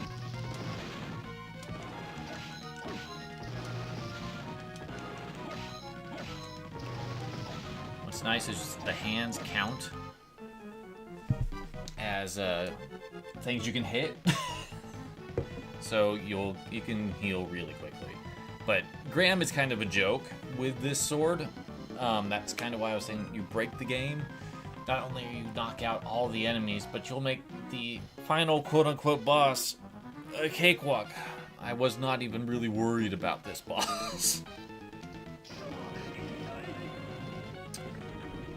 So if you don't equip the 3 souls that I had, the Flame Demon, the Giant Bat, and the Succubus, you will not get this. The game will end. You will become Dracula yourself.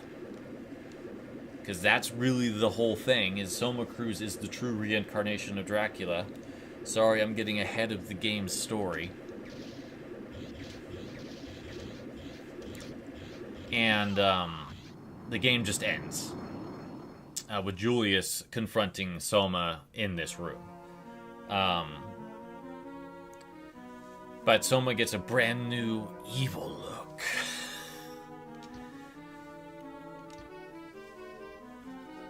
And I just think that this is a super sick concept. By changing the entire format of Castlevania, you have been fighting Dracula in every other game. Why not make yourself be Dracula for once, but be on the side of good, and they just put it into the future so it would work out with the storyline? It's just brilliant.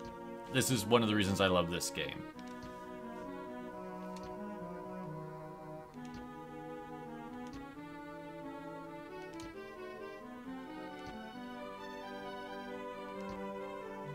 But Alucard here has some control of this castle because being the son of Dracula.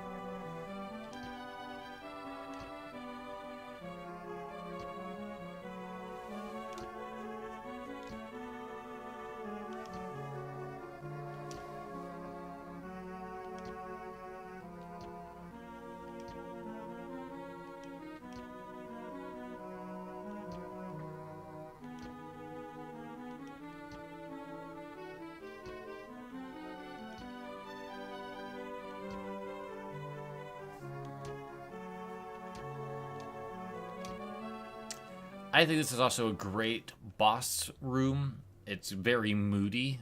I was noticing this when I was watching someone play the game recently, which kind of inspired me to want to play it again myself. It's just a really great room.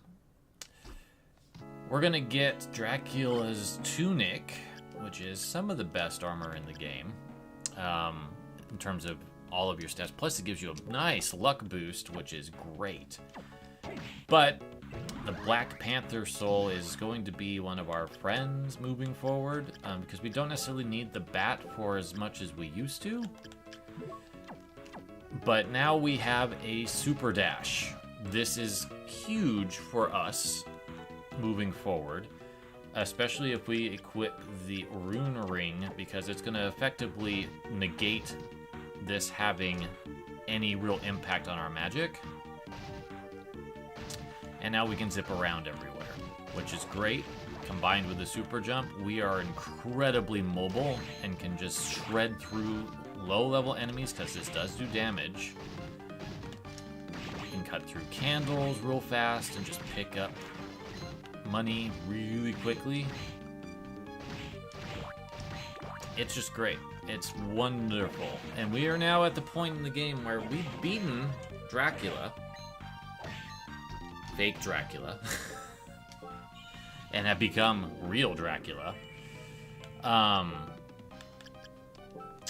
And it's time for us to start doing the grinding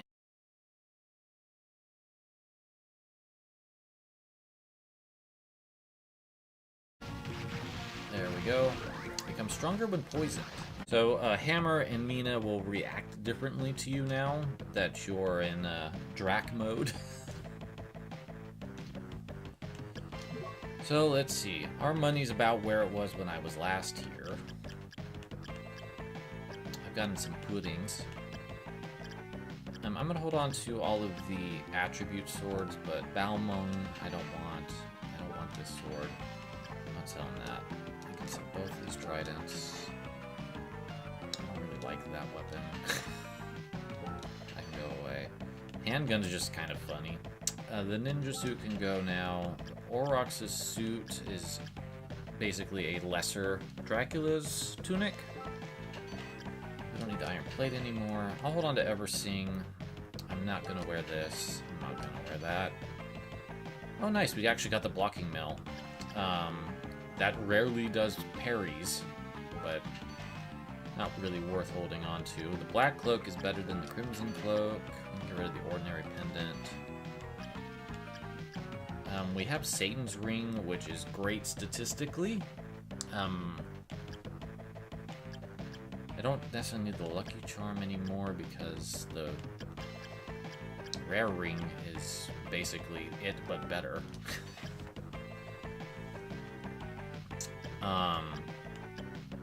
The black belt's actually better than Satan's ring on attack, oddly enough. I'll hold on to it. I earned 2 of them on this run.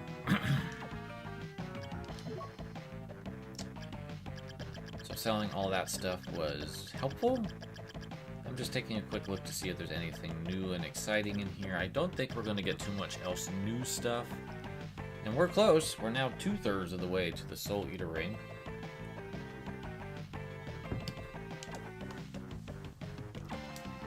And our luck is doing pretty good at 59. That's not bad. Mina will be most concerned about us. Soma's got a little bit more of a darker... Okay.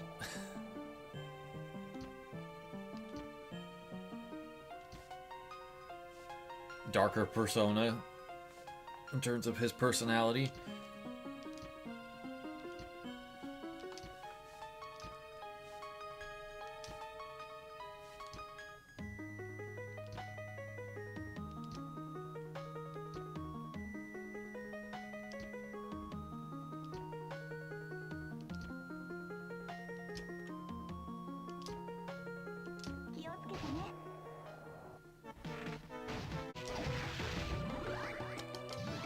Just resolved itself. Who drops things? Okay, so I just basically got a true parry.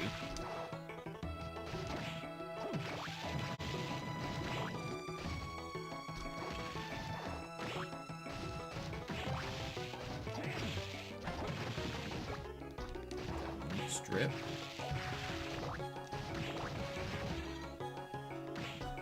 But I think you can kind of see why I went this approach. To get the Black Panther Soul before doing a lot of this. I think that Devil Soul's one I already have too. Yeah. We gotta level up, so that's nice.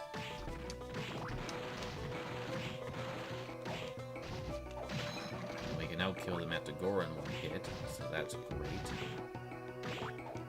It's not the best room to do grinding for that, though, because it takes a while to get there.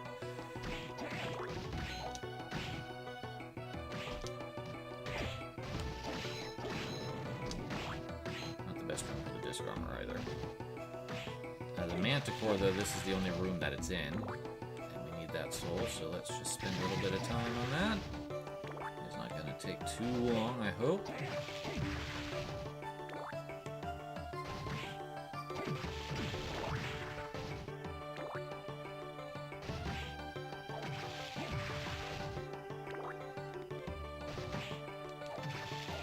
You know, playing this on a 4K monitor, I mean, granted it's a Switch, so it's not like 4K, but just being able to play this game on a system where you can really appreciate the details a bit more than the Game Boy Advance screen, or the DS screen, or like the Wii U did not have the world's greatest GBA emulation. But being able to play this and really appreciate those background details is really nice. Because for a Game Boy Advance game, this is a lovely looking game. I mean, it is not Symphony of the Night gorgeous. And none of the games that have followed Symphony ever got to that degree of both graphical fidelity in terms of detail and texture and all that, but also just in terms of just accessory and excess. There we go. And the Manticore is the last of our rushing type. Let me go ahead and just slap that on real quick and we can take a look at it.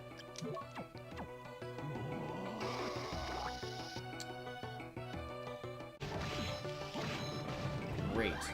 Disc Armor is one of my favorite offensive souls.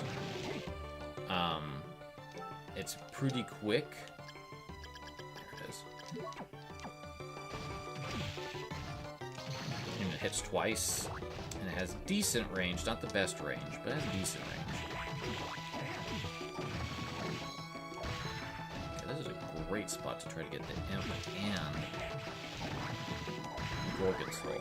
So Gorgon is Constitution by 12. And now we have Imp the Familiar. And I even got an item drop. Wow, that was a great reset. So Familiars, there's a couple of them in the game, and they just kind of hang out with you and float around. And the Imp will attack stuff as there's actual enemies around. Why is Aria the best of the series? And why did the DS games not quite get the same impact, even when they revisited this concept in Dawn? All three of the DS games have compromise issues. I think I said this in episode 1. Where they just didn't have the time or the budget to really do what they did with Symphony at all. And debatably, even with Aria in terms of level design, because the level design in all three of the DS Castlevanias is very formulaic, and Order of Ecclesia is especially, like, lots of plain corridors over and over and over again.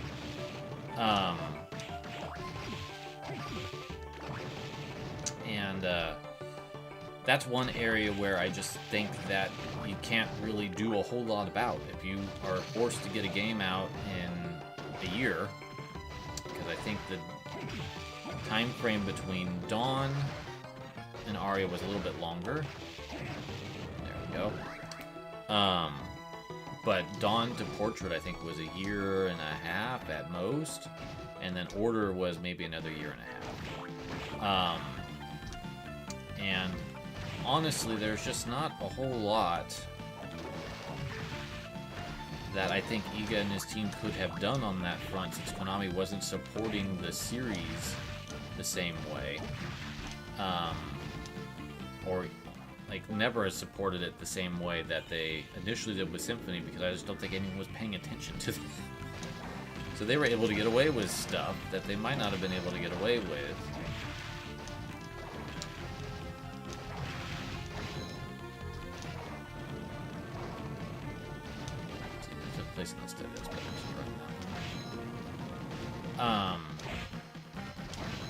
And with Portrait and Order and Dawn, each of them have their own problems. Dawn's biggest problem is that A, it followed up this game, which is just a phenomenally excellent game. And in the effort to improve upon it, they made it even grindier, but less fun. Like, for me, just doing this is fun. I like this game's combat feel. It feels great to control Soma. It feels great to move around and attack things. There's little, especially once you get all of the mobility options, it just feels good to do this, to me. Zipping around is a lot of fun at this stage. So, like, I just feel like a badass, like, every time that I play Castlevania Aria of Sorrow and get to this stage of the game where I'm like, I have Black Panther, I have a bunch of different attack souls that I like to use, I have the ability to super jump. It's just a great time. Dawn made the mistake of making the extra souls you pick up something that's important. And that's something that Aria avoided. They just, you know, you can pick up multiple souls, but it's kind of irrelevant in the grand scheme of things. I think I have everything up here. Just make sure I got all of them. I got the skeleton knife, got axe armor.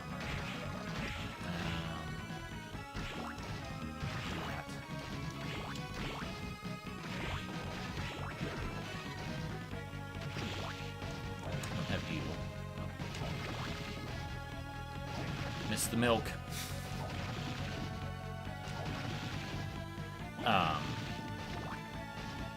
But in Dawn, you can power up your weapons. So to get Clammus Solus in that game, you have to power up some other weapon. So you burn souls to do that. So you have to grind souls for the purpose of getting better weapons. But you also have to grind souls for the purpose of getting your souls to do any damage. At a high level. Like, you have to get 9 souls for it to really be effective. So, like, there's this push and pull effect on grinding for souls, and the luck stat's broken. So it's even worse than this game, where the luck stat does have an impact, but is probably not as prevalent as it was in Symphony. Which is unfortunate. And then Dawn has additional problems by being a DS game, and feeling the dev team felt compelled to make the stylus important. So they added all the seals and the ice blocks, and it was a terrible idea, and I wish they didn't implement it. And I'm glad that the Dominus collection for the Switch and PS4, I think Xbox and PC, that just came out, the red rock, resolves that by making it be a QTE instead. You can push buttons instead of having to use awkward touch controls, which you can still do. And I heard that it's a little bit better using the analog stick instead of like a DS. But if you have a touch screen, I think on Switch you could still do it the old way. But for me, who's left-handed, it's really clunky, and I can't see the screen very well when I am trying to write on the stylus. So it just was a bad plan in my book, and that was what really hurt Dawn.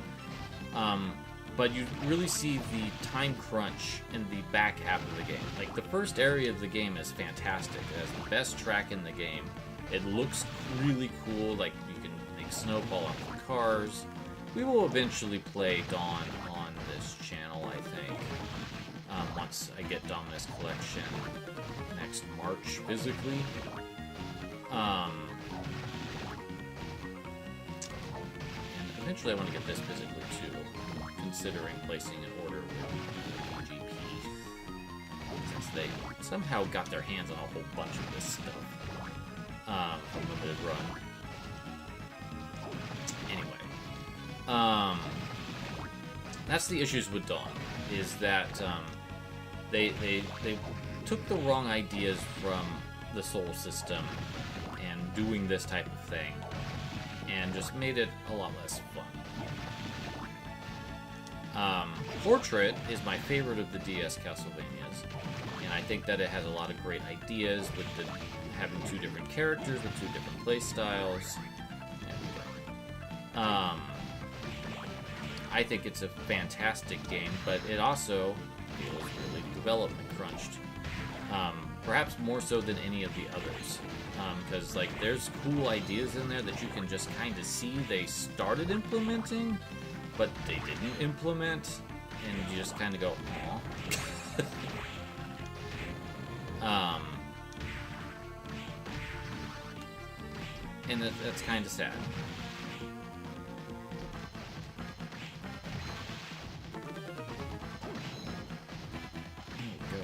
Ghost has been really on me this run. I don't know why.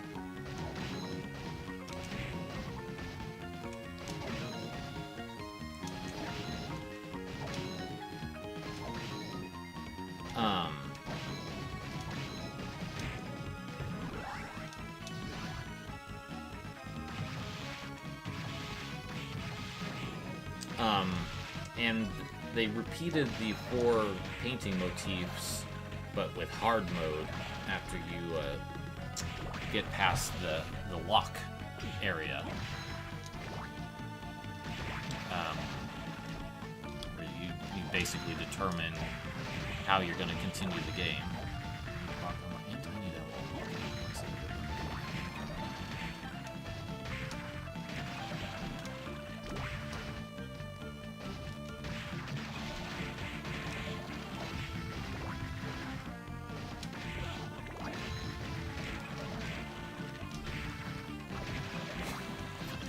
Fast that it's barely registering what I'm doing.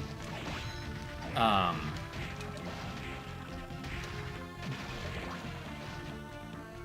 me stop for a second and catch my eyes back up with my face. But yeah, that's the biggest issue with Portrait. Is it feels the one that needed more time more than the other 3. In terms of executing some of the ideas that it had. That's one of the better areas to deal with the rock armor, so we'll go do that. Okay, let's grab the sword. What you need the giant bats to do.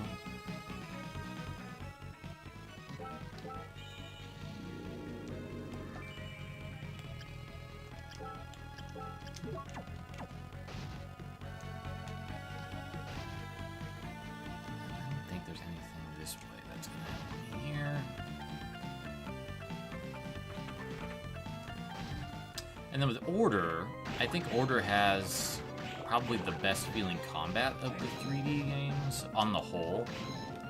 It's basically Aria, but with some more restrictions, and it's a tighter management of your magic meter,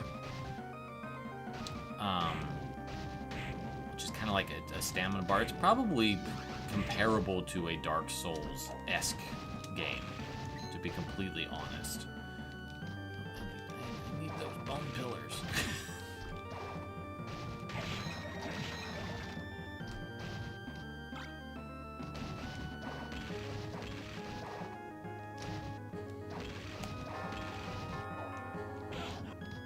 I didn't really explore the areas to their fullest, because I figured I'd have the mobility to do it later. Okay, there's a potion over there. I think that one was up here.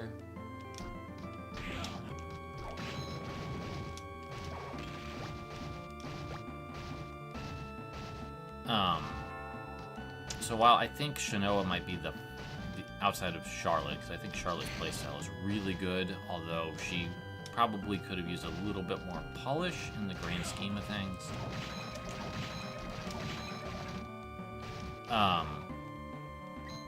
To really like flesh her out just a little bit more than they had time to do.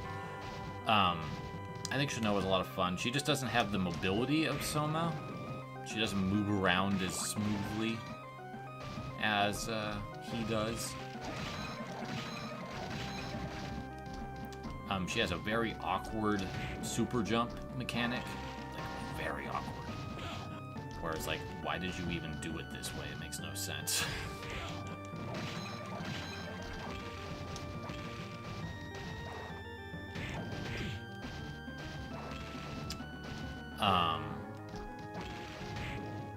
But the level design is the most compromised, I think, in Order. There's really just a lot of walking down a straight line. And that just kind of gets old after a while. Even if the environments are okay looking. The 3DS games do have a generally nicer look. They're not quite Symphony of the Night, because nothing is in the Castlevania line, but at the very least they're kind of appealing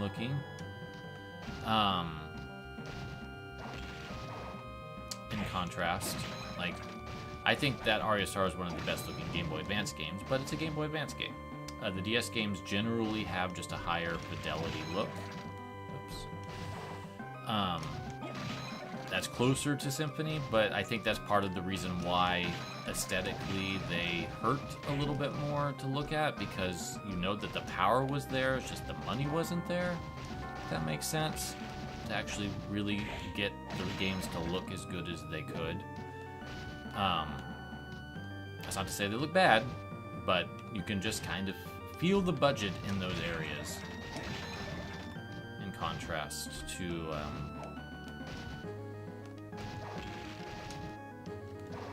a game like this, where the budget doesn't really feel like it's a problem. It feels more like it's a hardware limitation, if that makes any sense. I don't know if this is the best room to do bone pillars. There's just a lot of them. A fun touch is that Soma doesn't normally take damage from falling, but if you fall on an enemy that you can actually step on, you will take a little bit of damage from it, which I think is a cute touch.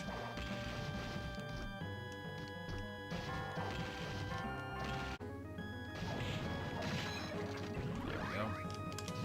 Bone Pillar, if you get it early, is a pretty decent blue soul.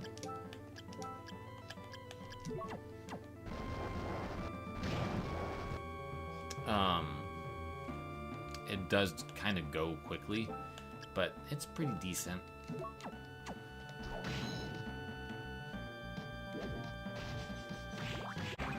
Both of them have issues in their own ways. And neither of them are as good as Aria or the DS games, in my opinion.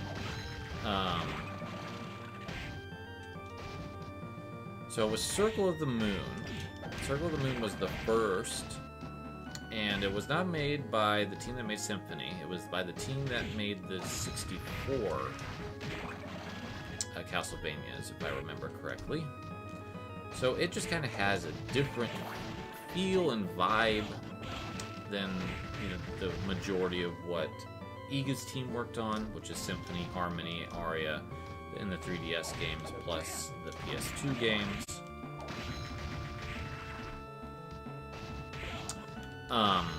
It has a card system, which is not entirely dissimilar from the Soul system in this game, but it definitely feels like a rough draft. You have to equip a card to have its attribute go into like your whip or stuff like that. And you have to get them through drops, same way with souls in this game, but it just doesn't feel as smooth. In terms of how it controls, there's one. I think there's a room with two of these rock guys that we'll move to now, since we got them already. And I really want these ghost dancers because they have a luck drop, if I remember correctly, and that would be really helpful.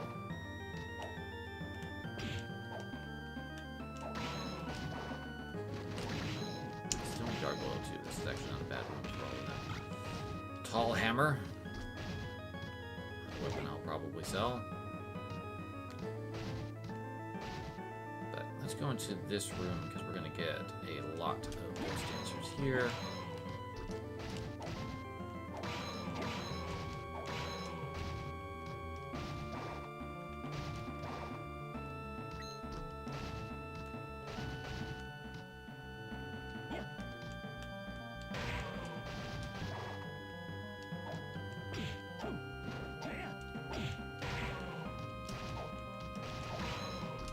They're dancing in the church. The other thing with Circle, at least for me personally, is I don't really like the way Nathan feels to play. It doesn't feel proper to me in terms of like how the Belmonts move. And again, different developer than the usual, at least in terms of how Symphony played and all of that. I don't think it's a bad game per se, it's just not one that I particularly like all that much. Apparently I can just shred through them by running into them, which, you know, that's great with me.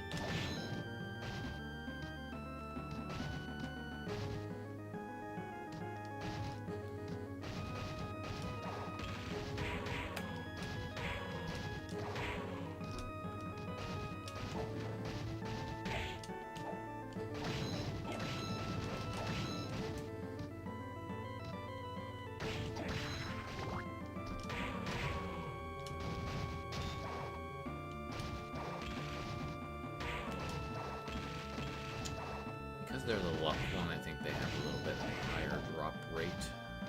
Not, you know, gargoyles that fast. It would be kind of convenient if I could knock them out this way, but I think I've been trading with them.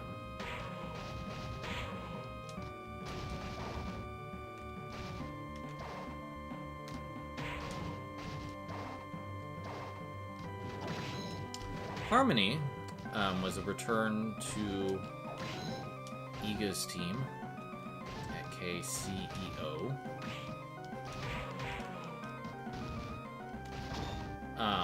Was their first attempt to try to do something on the Game Boy Advance. It's extremely garish because they were trying to make it visible. One of the biggest complaints about Circle on its original hardware was that it was impossible to really see it on a standard Game Boy Advance if you didn't have ideal lighting. And unfortunately, ideal lighting on the Game Boy Advance was very particular. So, with Harmony, they made it extremely bright. And really oversaturated the colors, which, you know, gives it a look, for sure, but, like, compared to Aria here, which I think has a good use of color,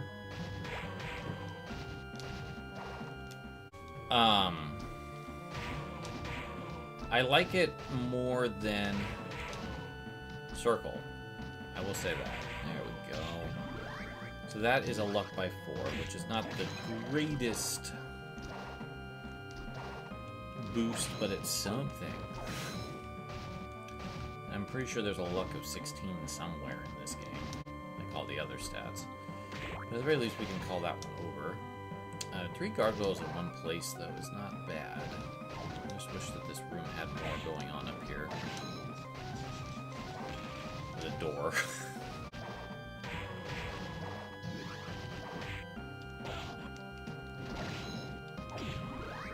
Alright, so gargoyles make you immune to petrification.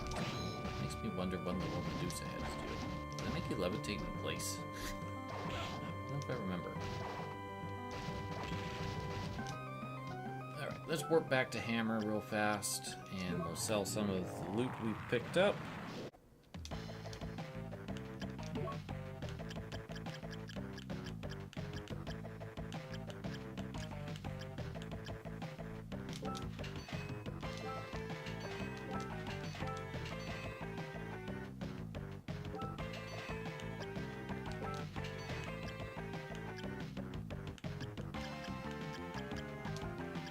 Alright, we are getting closer.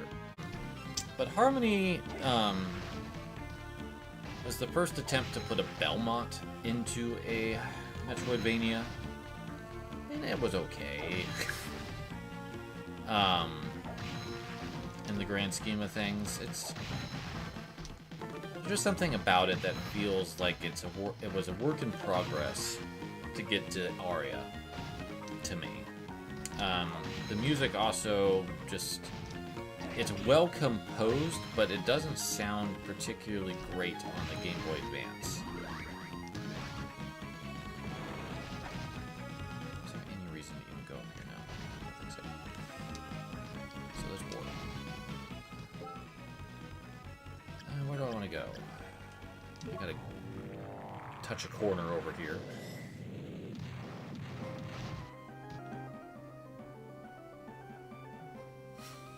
Just a funny statement. I have to go touch a corner to fill the map.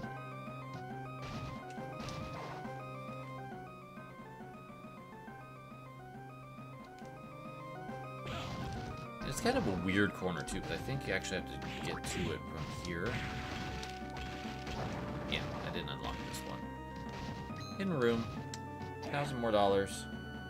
We'll take it. That should fulfill that awkward spot. Yes, it does.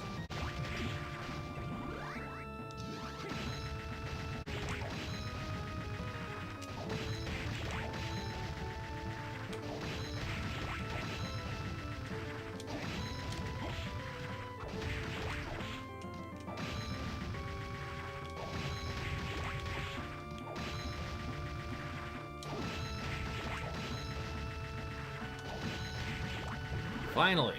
We finally got it! I can't even say it was worth that amount of waiting.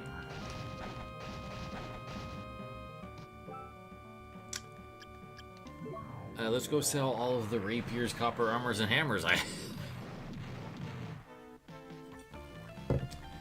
Inching towards that Soul Eater ring goal. I may sell the Eversing too.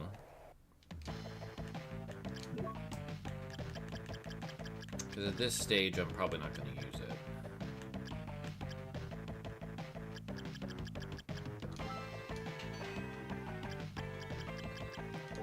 Wow, that was a good amount of drops, honestly.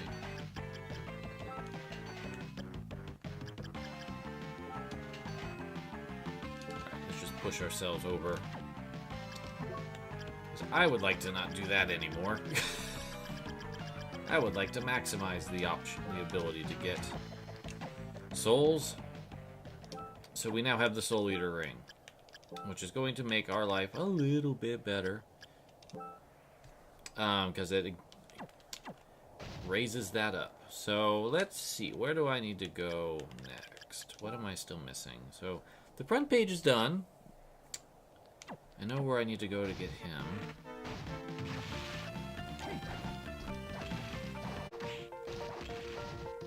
So the fun thing about the clock tower is that it's kind of like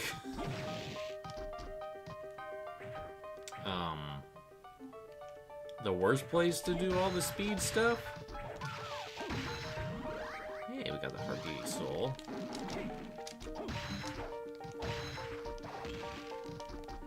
Because of all the spikes. And I didn't go left here, so let's just do that real fast.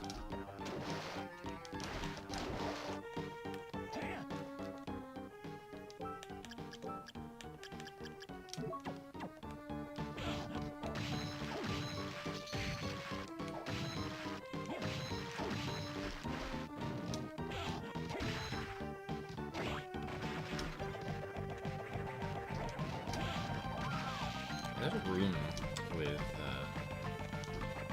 clock arms that I just totally did not do. This room.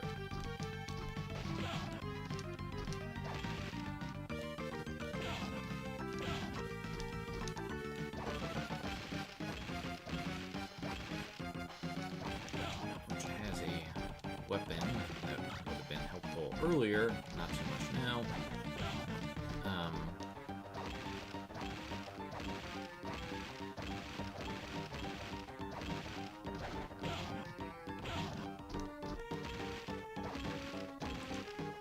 Alright, let's put the Succubus Soul on so I can try to rebuild my health before I get to a save point.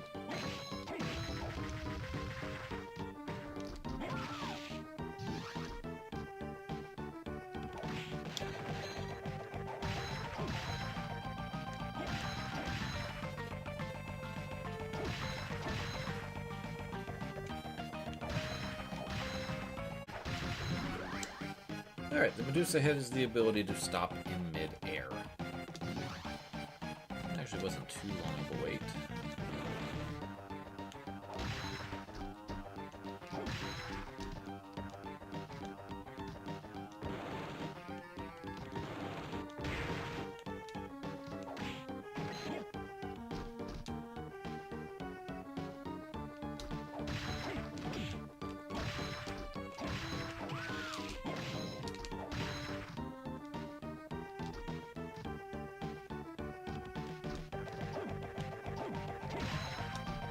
Gold ones don't count as something different.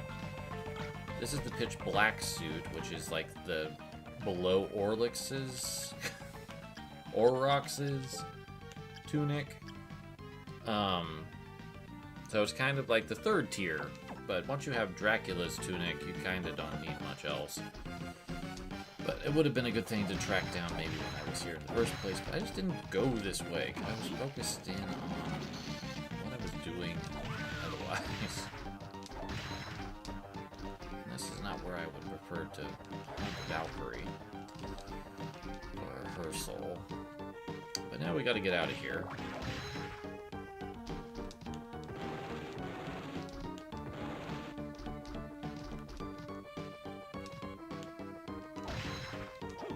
As I said, it's really helpful knowing that the sword will hit behind you to some extent.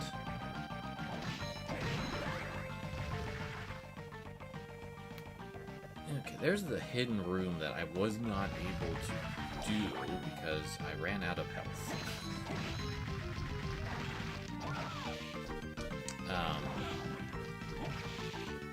And magic, honestly. I was not having a good time. I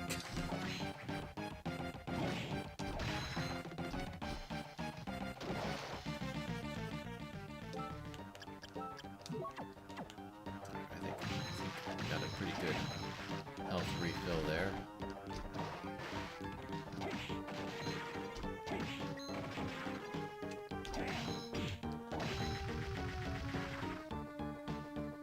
Here we go.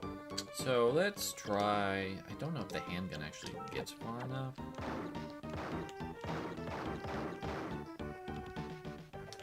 It's kind of an annoying spot.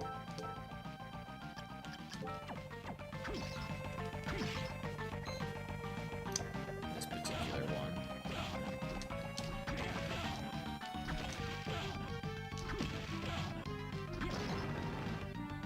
I don't even know if it's worth it.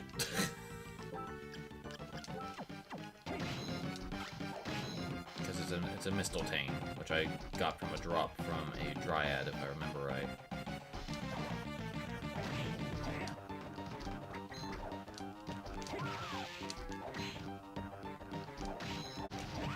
There it is. Now that I've talked so much about it, I just think it looks really cool.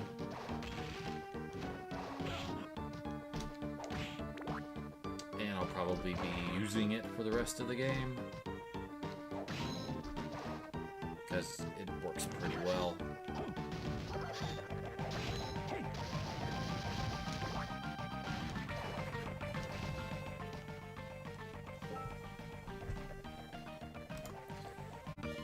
Alright, that wasn't too bad actually.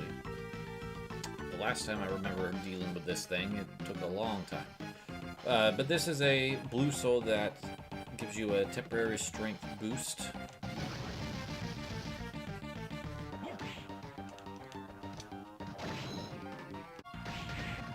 Oh, good. That didn't take that long at all. I didn't even have to pause. Withstand a lot of damage without flinching, so you won't get the knockback.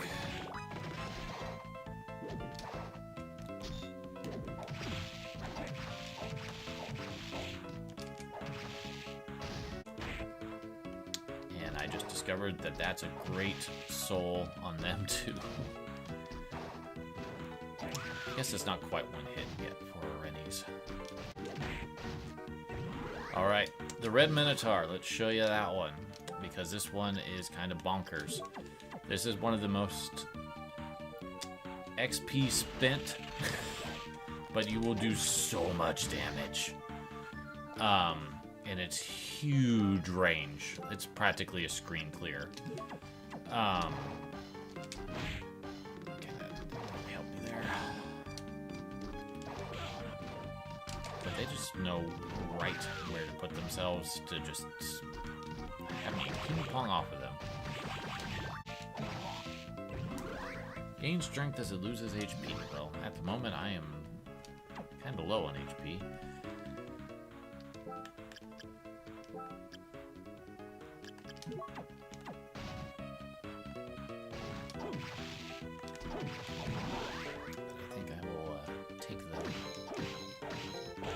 Right now.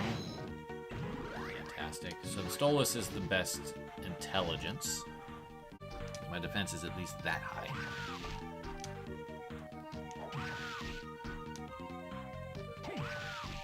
I'm not really going for a defensive build. I rarely do. I am definitely of the sort. Ooh, that's a good one for experience.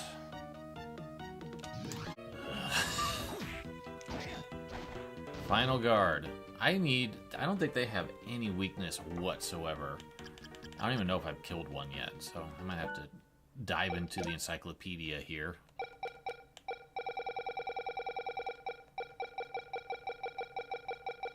There towards the end. Chaos is the final boss, by the way.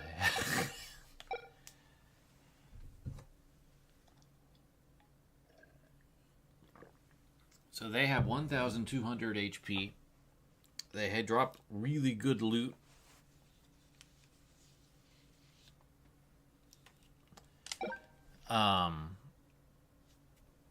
The great sword is, or the final sword is slightly more damaging than the Klamath Solus, but not by much. And then they also drop the gold plate, which is worth a decent chunk of money. I would have much preferred to have not traded 100 points of damage. I like this dragon. It looks great.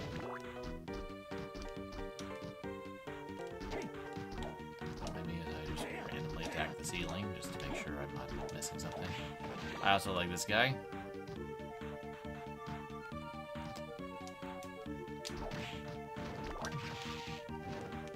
That would be nice. Yes! Excellent. And we got Nightmare Soul. This is not the best place to fight the Flesh Golem, but it works. The nightmares aren't really a threat anymore.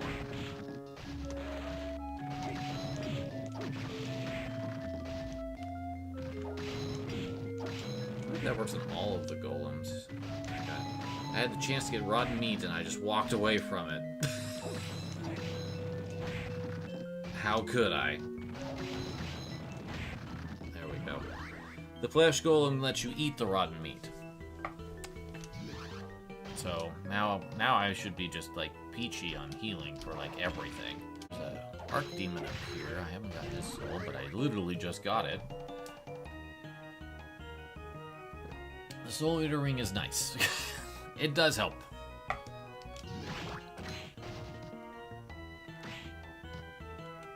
Slimes we haven't gotten yet.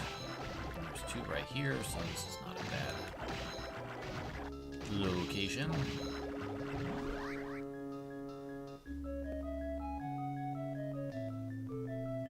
There's a couple I haven't shown, so let's just do a little exhibition here. So, skeleton.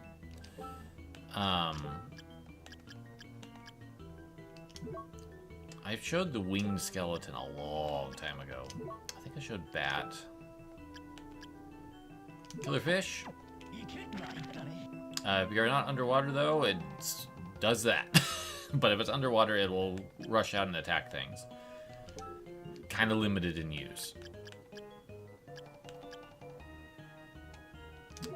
Didn't show ghost, but it's basically like Alucard's spell in Symphony of the Night. I forget what that... I have way too many of Alucard's expressions in my head, and none of them are really saying anything. We saw the siren.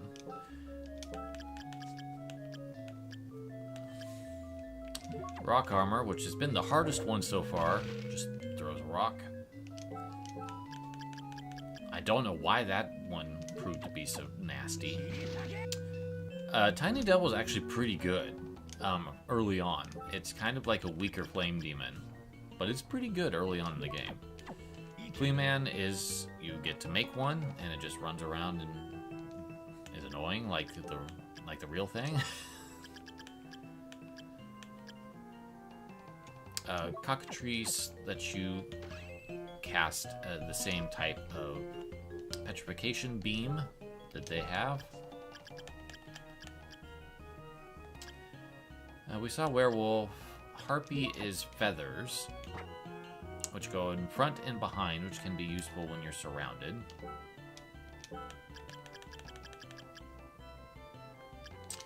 Une is basically a mine, so if an enemy walks over it, it will do that.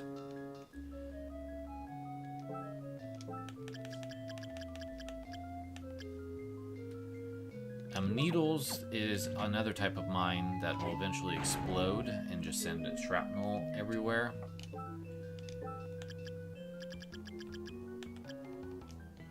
Ukobak is essentially what it does. It just leaves fire lingering in the air.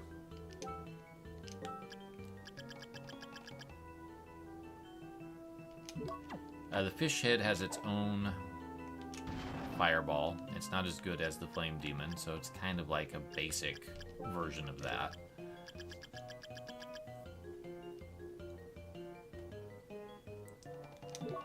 Nightmare lets you send out a flaming horse.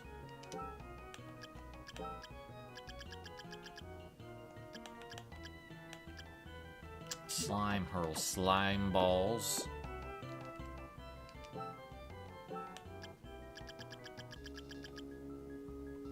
Ripper is a blood-soaked knife, which acts like the Evil Butcher's knife, but it actually sticks in enemies and does additional damage.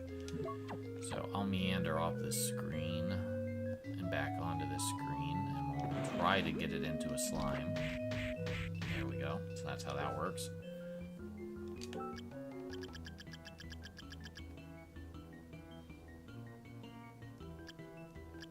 The Were-Tiger is the uppercut, which I don't think I've shown you yet. But it does do a pretty good chunk of damage.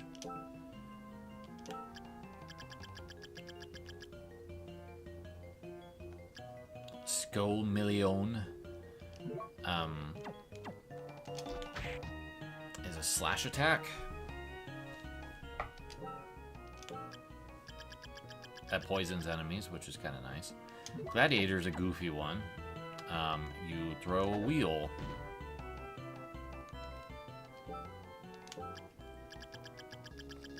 Probably not what you would immediately think.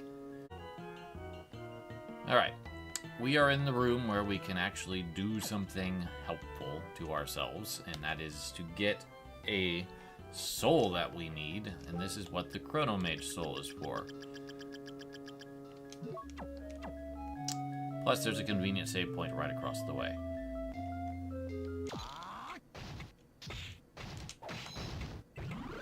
There's a skyfish that zooms by in several rooms of these caves, and if you don't have the Chronomage soul, it goes by too fast for you to even get it.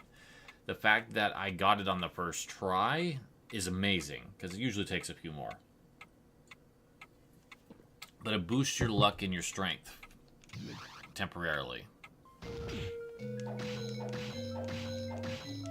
I don't need to defeat Big Golem, it just feels good.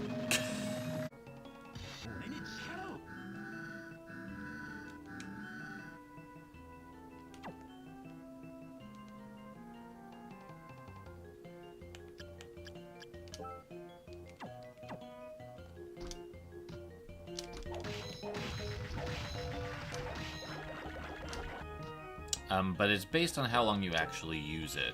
So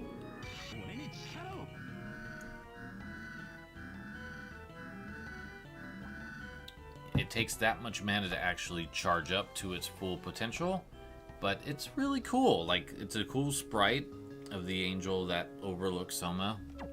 It's not a super long lasting, but it, like, the damage went up, like, I think I did like 500 something damage. So it's good for short bursts.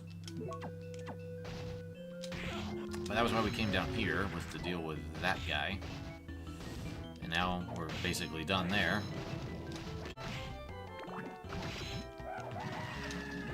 And I got it in like 4, which is incredible. I have spent so many minutes trying to get this one.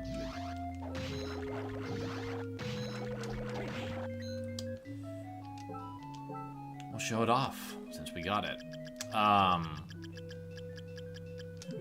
This is up there with the red Minotaur, but it's basically a screen clear.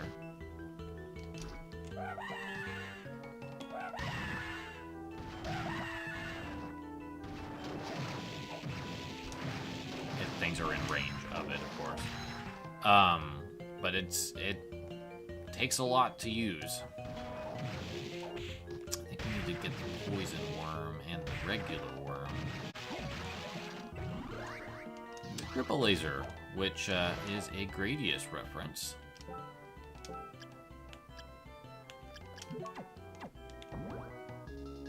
Did not get the Bifron, but I got it now.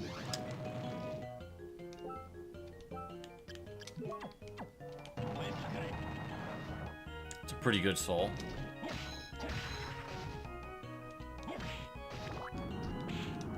This is not a bad place to fight.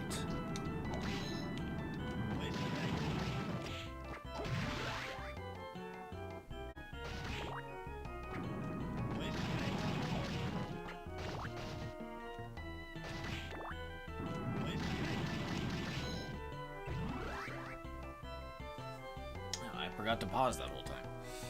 Alright, so finally got the soul. Refill my magic a little bit, because it drains it pretty fast. So with this particular blue soul, you just hold the button and she will appear and she will heal you plus 10 like per second. So it works pretty well when you have a lot of MP and you are short on HP.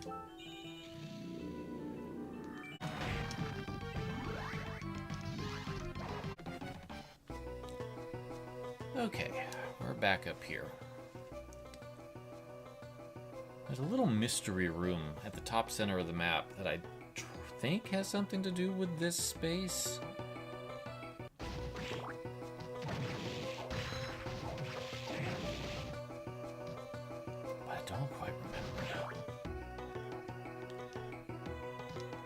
I'm just going to grab this. I'm not going in there yet. That's post-game.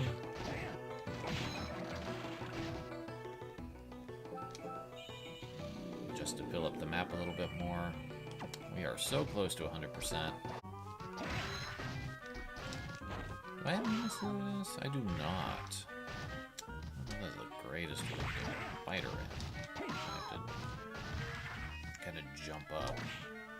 Actually, that works.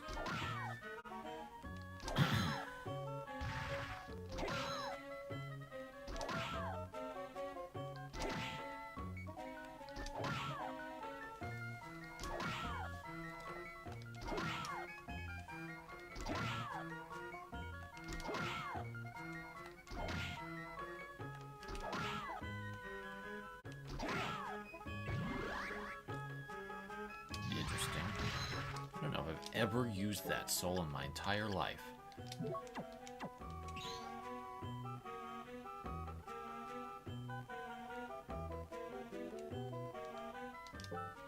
That's what it looks like. Wait to grab it.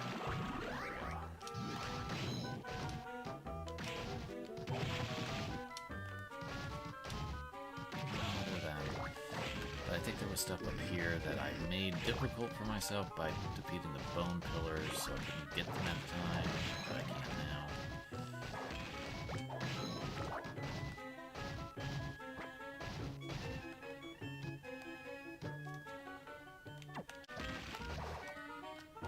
Alright, here's somewhere I couldn't have gone. The mimic again. My luck with mimics have been absolutely astronomical. Alright. Third throws katanas, which are like a slightly more damaging version of the knife throw. Sweet. Excellent. Sweet. Rise up and be hittable.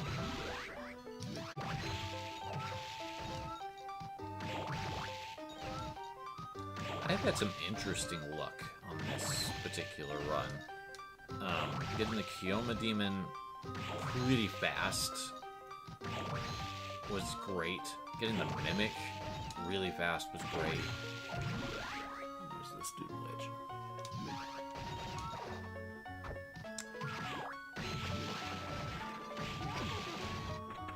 But like a couple that I usually don't have that much difficulty with.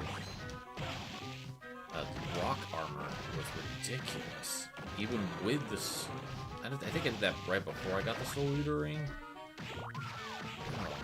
Oh, that was bananas. Doors still.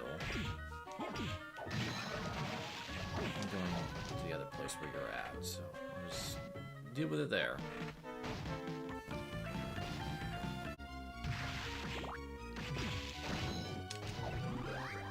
Perfect. Otherwise, I don't have to think about the fact that I have to do this. There it is. Immunity to curses. We've done a great job on our soul gathering, and I'm pretty sure we are done with the map. I think we'll get the rest of the map points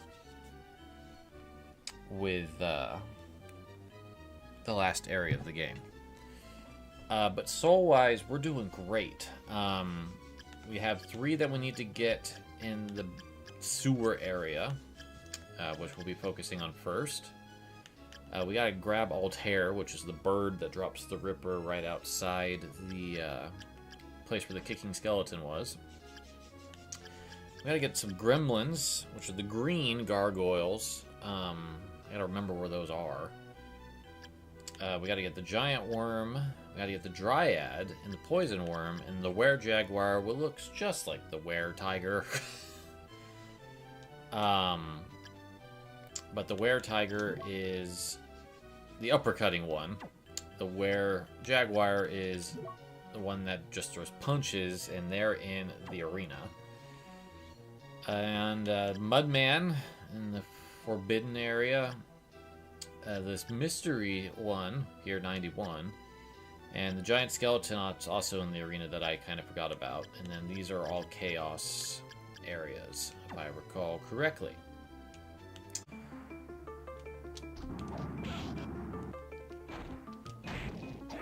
Oh, that's nice. I'm just still having fun. Poison worms here too.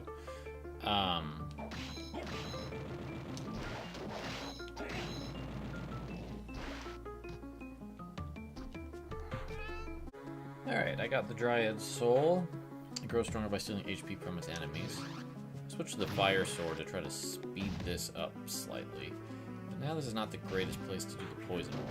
So, go ahead and zip back out of here.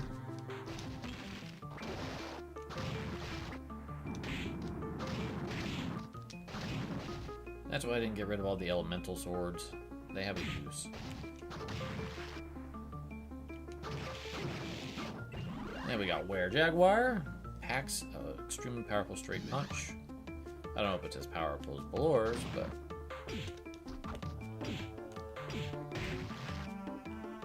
Alright, I wonder... I'm not sure what the best soul would be, or sword would be for Mudmen.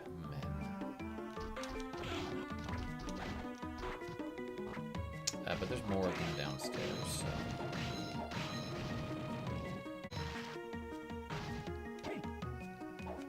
Fortune's not really a great... Oh, that just worked out just fine. Okay, this wasn't too bad. The dryads. I can't see them in front of me. And we're a bit of a long run. The poison worm is still eluding me.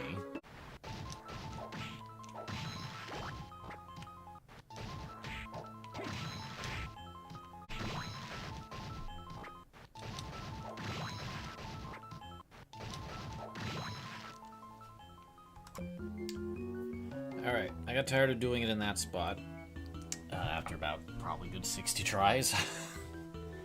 So I'm looking around for other places. I found the giant worm spot that's ideal and just got that soul.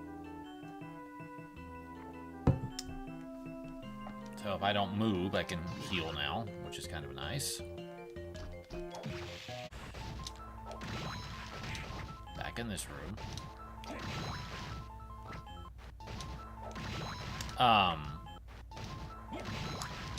But in terms of the Castlevania games, I have not played enough of to really have an opinion. I have a very strong opinion on Haunted Castle, the original. It would be the Game Boy games, so all 3 of them. I haven't really played any of them to any length.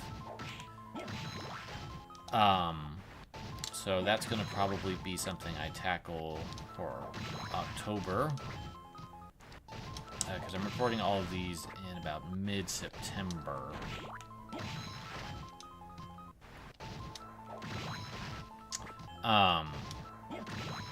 So that would be Adventure, Adventure 2, Belmont's Revenge, and Legends. And Adventure and Adventure 2 are on the original Castlevania Anniversary Collection. Legends was added to Nintendo Switch Online and has not made to a compilation yet. There we go. Just had to start talking about stuff. So now I can be immune to poison if I want to be. I think that's everything down here in the caves. I love that the sleep option's still here. Yeah. That's everything in the caves. I don't have either of the Castlevania games on the N64, so I have not played those at all.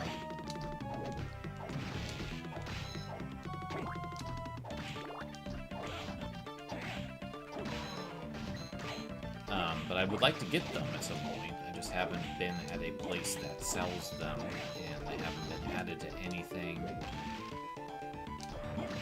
to emulate. I haven't played the PS2 Castlevanias, and I haven't touched any of the Lords of Shadow games, and I will not. And it sounds funny to say that, because I like what Mercury Steam has done with Metroid, but I don't like what they did with Castlevania just on a storytelling aesthetic front. And I don't know if that's entirely their fault, or someone else at Konami that I can point fingers at more, because it's clear, at least with Nintendo directing them, that they kind of know what they needed to do with Samus. But there's some stuff in Lords of Shadow that is just kind of misogynist, from my understanding. So I feel like that was a Konami directive from whoever was producing that at the time. And given that Kojima was involved at the start, I can't say I'm shocked. I have an article about my feelings on Metal Gear and sexism on my blog. If I actually remember that I'm talking about it here, I will post a link in the description.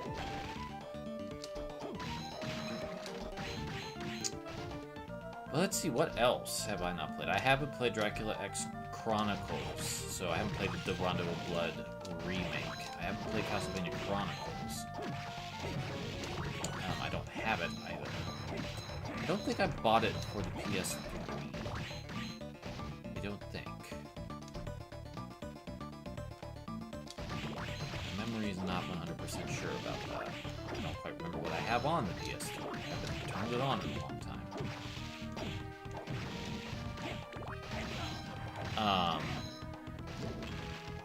I haven't played Judgment. I don't want to play Judgment.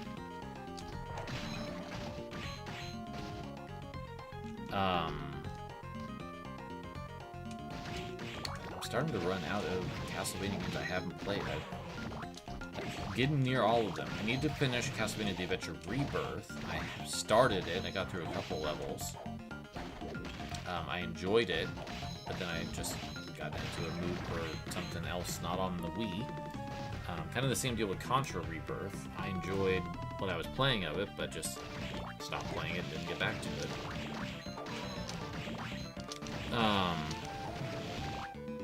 Maybe not, that's all I want.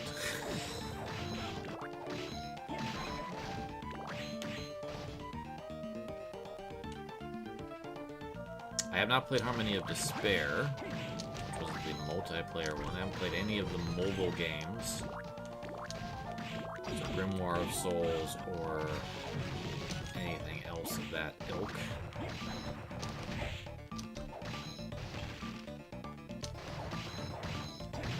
I haven't played versus Castlevania.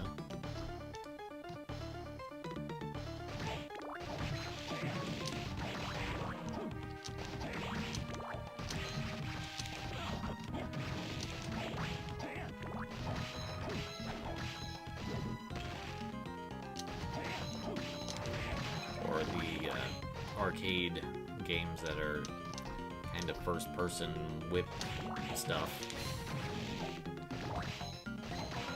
I've seen it, but I didn't play it.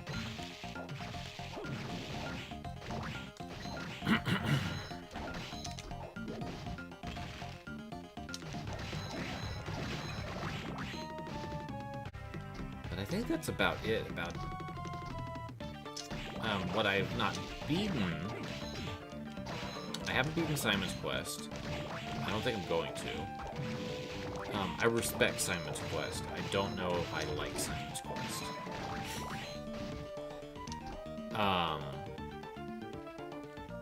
But I've played and beaten... I haven't played Kid Dracula on the Game Boy. I'm hoping that eventually that will land on the NSO app, because I'm a little surprised it just didn't happen with one of these compilations yet, since the NES one got localized, and the Game Boy one was already localized.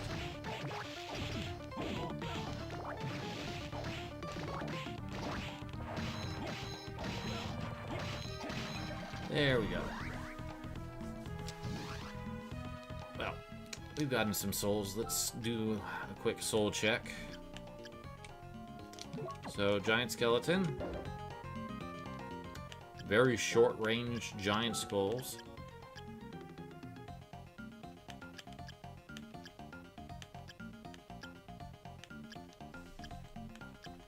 Durga is new. Just a big old sword.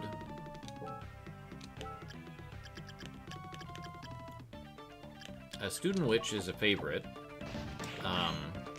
Throw a cat, and as it runs into things, it bounces a few times, and it just goes a long time. So let's actually show what it does. So if you throw the cat, it runs through it, but if it hits a wall, it kind of bounces a bit.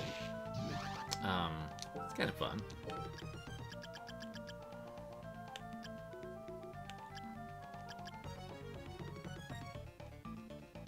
Arachne. I don't think we've showed that one off yet. Throw webs. I don't know if Killer Mantle is the best example for it. But it kind of just stuns some enemies for a second.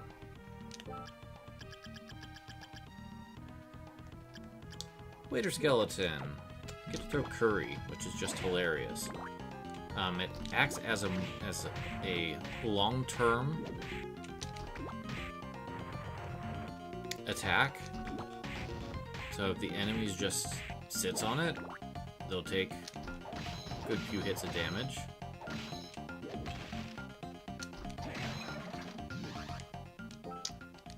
So Waiter Skeleton's actually a pretty decent one, all things considered. I don't remember showing Skull Archer, but it's just, it creates a bow and it shoots an arrow. There's a bit of a delay, so it's not as nice as you might want it to be.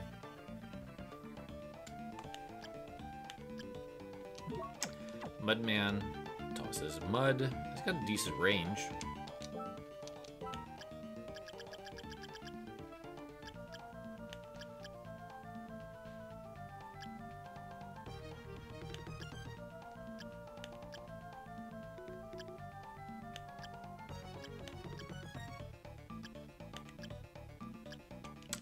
Dryad's pretty useful, because it lasts for a bit.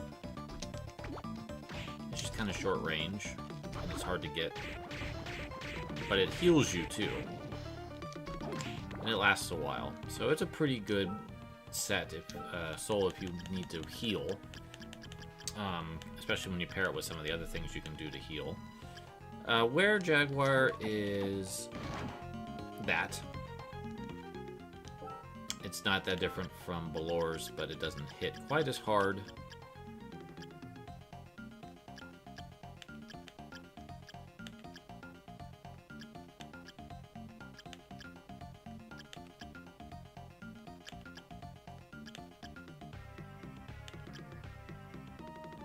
And Kioma Demon is temporary invisibility. It's very temporary. There we go. MP recovery rate is increased. And I still can't kill it in one shot. So let's equip ourselves to just try to maximize strength here. I don't think I have anything that hits harder than this sword.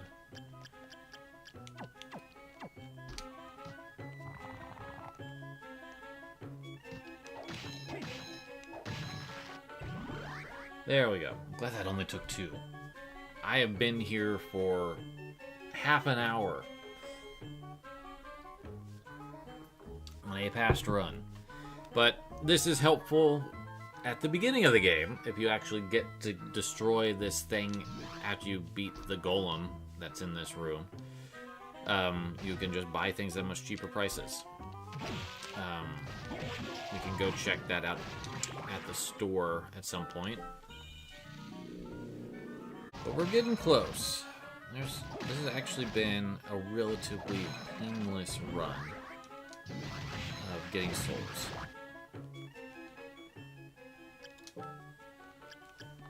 So now with the Creaking Skull in hand, we need to go get Altair.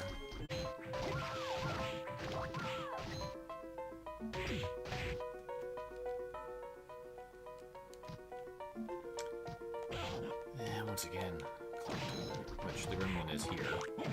Right there, actually, and there we are. Alright, the Altairs are these birds, and we just instantly got it. I'm just beside myself at how easy some of these souls are just popping out of these things.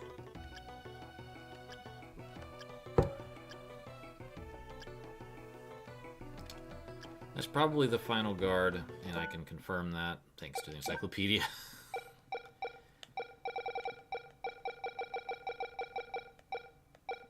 Oh, it's Alistor, which we haven't run into yet.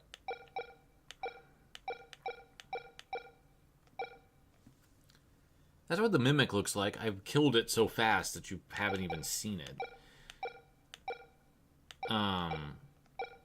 Demon Lords and Chaos. Final Guard is really the last thing I think we can deal with here.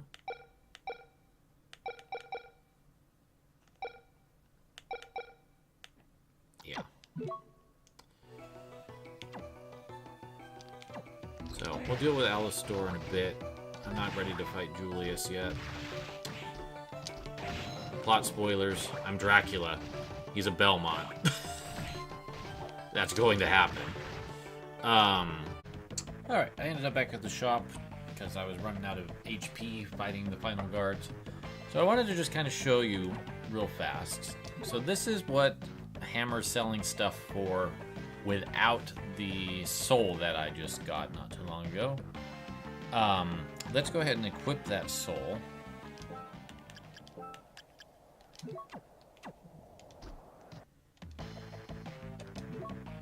And it's about a 20% discount.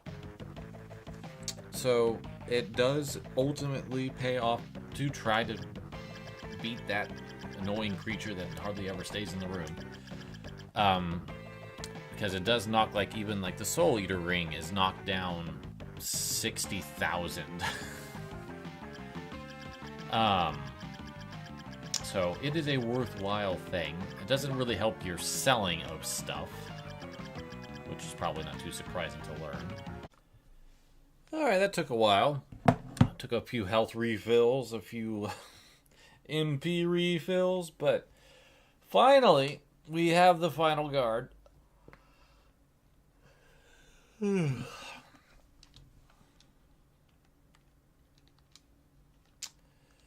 Which means that I believe I have everything that can be gotten on the outside of Chaos, which means it's time to move into the last phase of the game.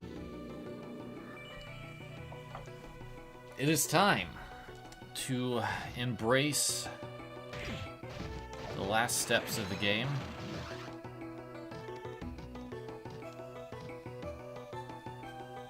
And enter the final showdown. I think won't need that one. What do I want to use here?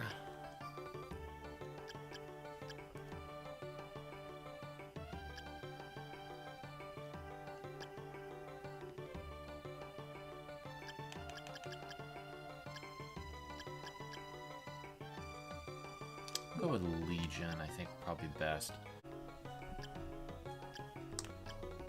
I don't know, I'm still kind of feeling like Black Panther makes the most sense so I can move. It is time for the showdown with Julius.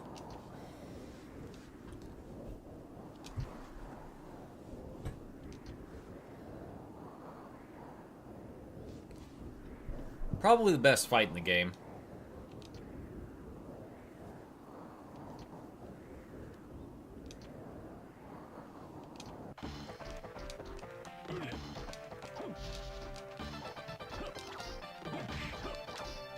Our sword here is not the best for this fight, oddly enough, because he's a Belmont.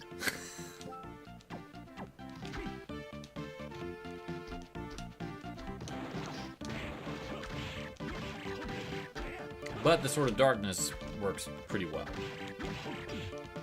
But Julius will hit like a truck. He also doesn't like Legion.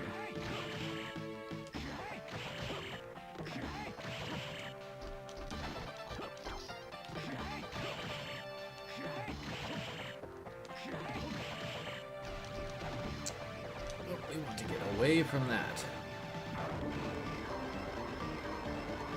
We are now in the second phase.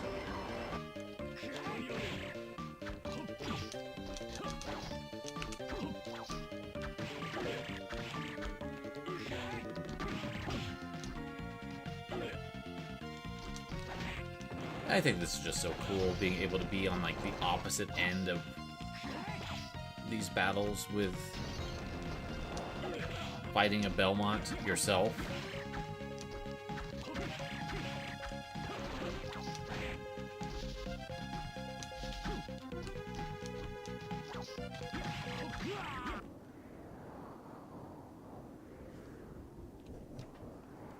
The background's really cool too.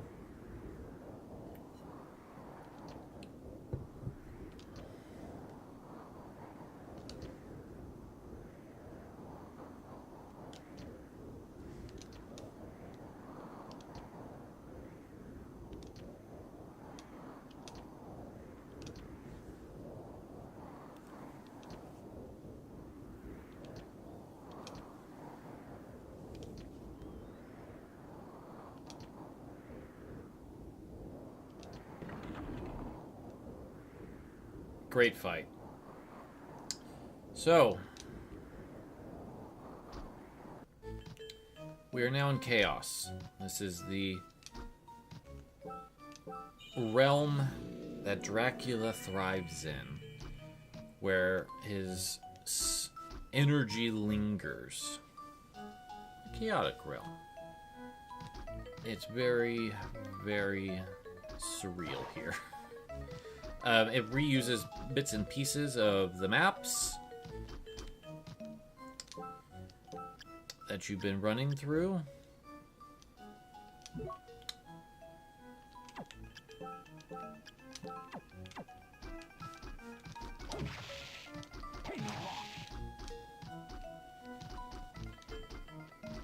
Quite effectively, might I add. How are we doing map-wise? See if we actually get there once we're all said and done. There is no map in Chaos, so you'll need to be kind of paying attention to doorways.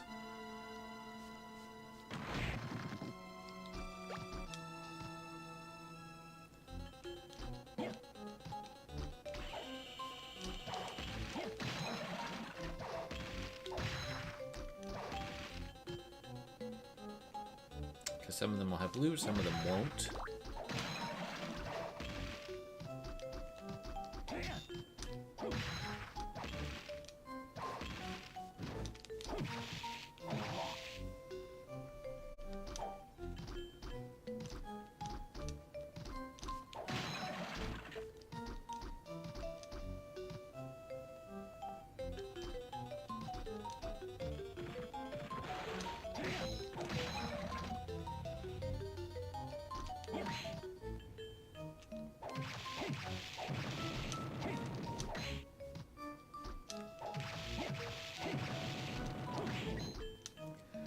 like this place a lot more than the Inverted Castle and Symphony of the Night. I feel like as cool as the Inverted Castle is, it's just clunky to move around.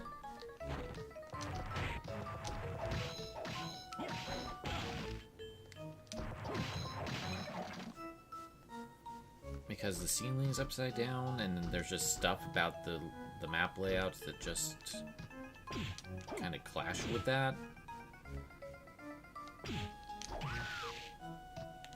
Here's Alistor, one of the new enemies in this area. So we'll be needing to fight him a few times. I want to make sure I don't die in this playthrough. I'm doing great at that so far. Haven't had a single death. I have to keep it that way.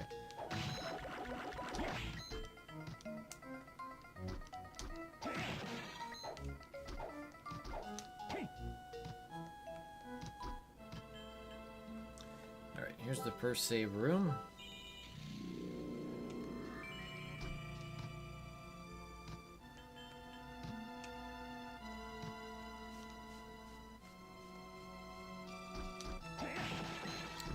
And that's the only case of Alistor in the game.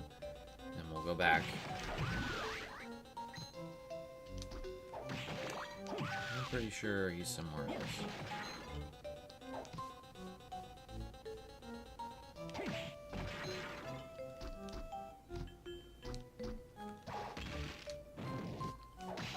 Here's Demon Lord. That's another unique enemy to this place.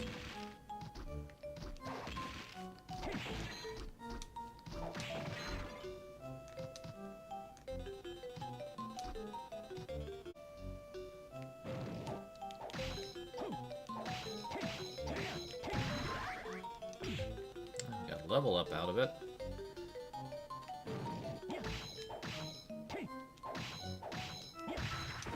Here's the soul, which I think is just the big purple flamey thing. Alright, we gotta switch to Skola for a little while.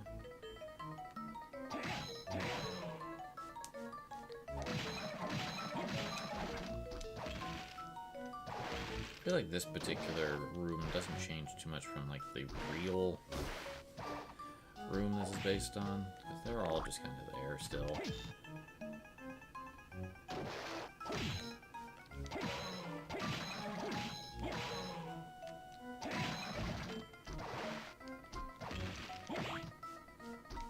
Yeah, there's two of these guys. There's nothing up here.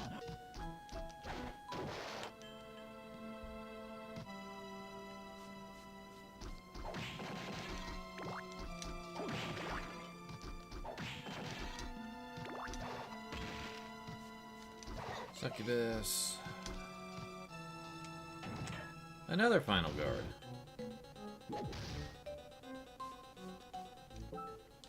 Now that I know your weakness.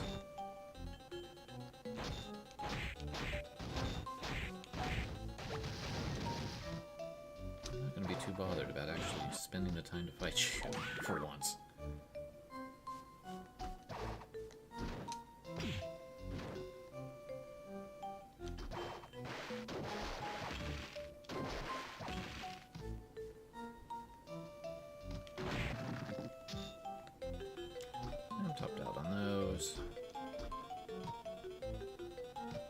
Here is the Shadow Knight, but unlike all the other knights, they're actually weak to my sword, and I get the soul on the first attempt.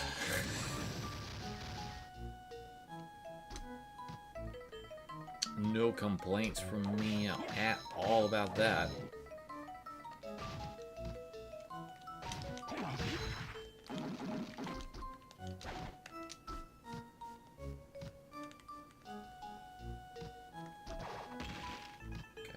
Door. 'Tis not. There's another. So here's Alistor again. This is a much worse room to be dealing with this shit.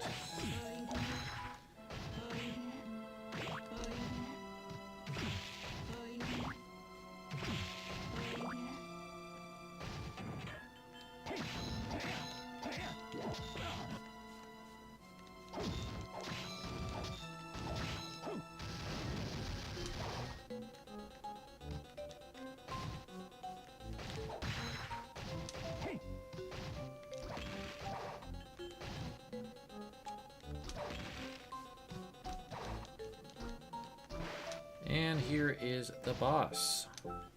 We made it. But I'm not going to beat the game yet because we are still short the Alistair soul. And this is going to be a complete soul run. So we need to go back and fight him.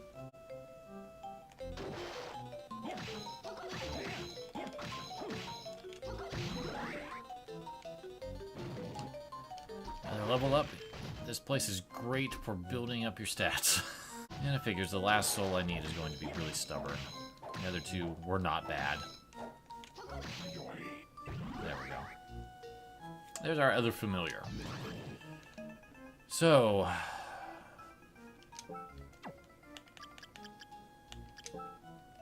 we now have all the souls. Chaos Ring is around here somewhere. And there's the Chaos Ring.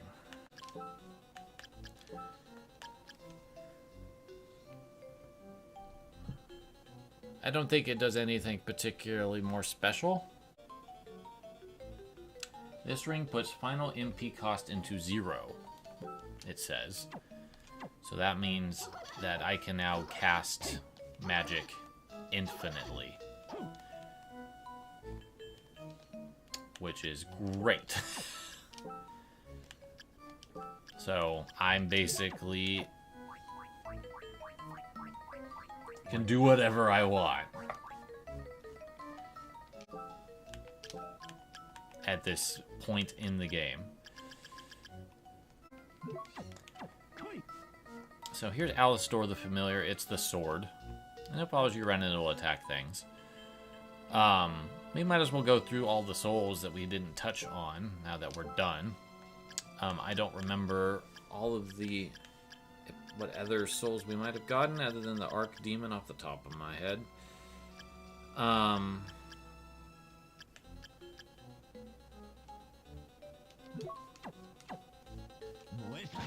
So the Demon Lord lets you cast these.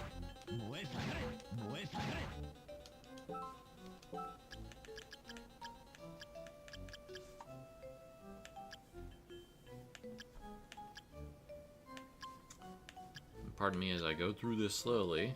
Altair lets you summon and hurl eagles. Pretty rapidly, even.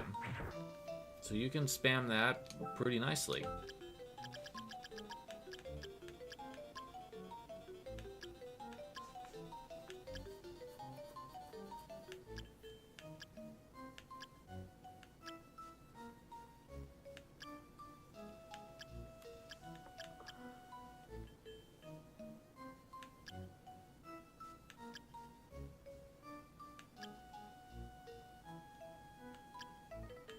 I think that's it for those.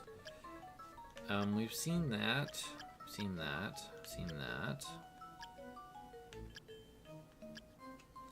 We haven't seen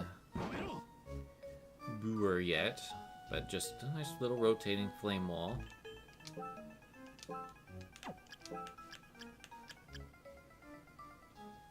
Which lets you repel things with a shield, which I don't think we saw yet.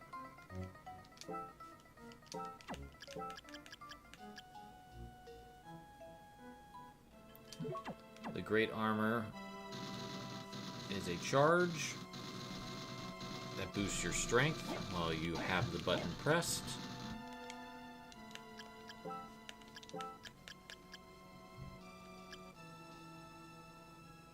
Did we see Giant Ghost?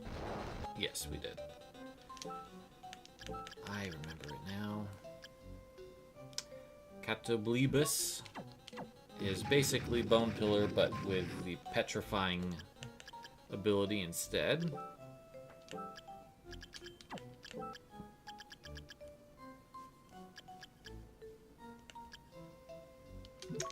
Shadow Knight is another familiar that will attack when you attack.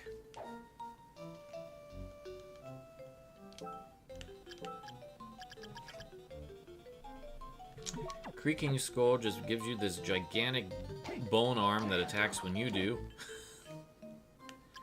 It's kind of funny looking. I've gotten that from the actual fight before. The Medusa head lets you stop in midair, as long as you hold it. So you can basically use this to kind of fight a little bit better in the air, but it kind of just like stops your motion. You can still double jump once you let go, but it's kind of a weird one.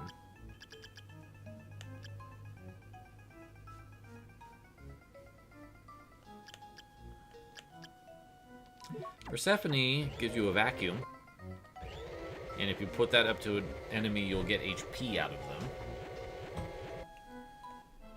They actually used this vacuum in later games.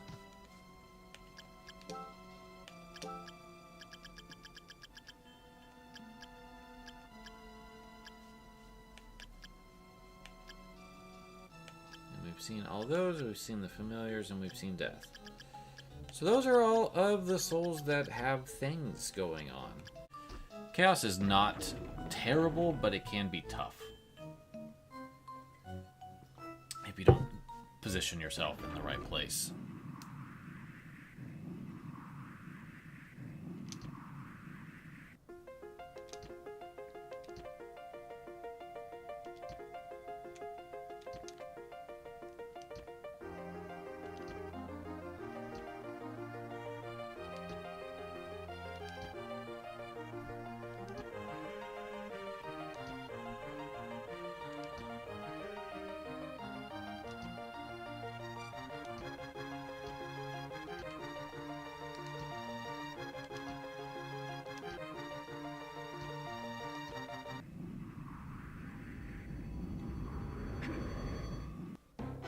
And welcome to Chaos. It is truly chaos.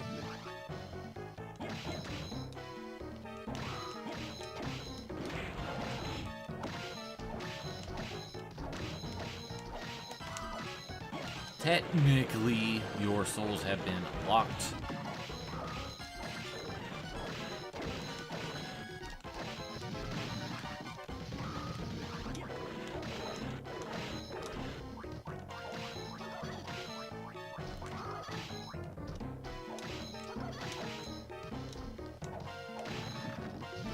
In the first phase,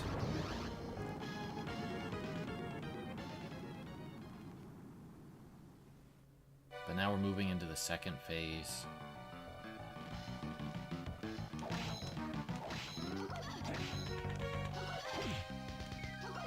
First thing we want to do is take out these eyeballs, because you saw what little damage that actually did.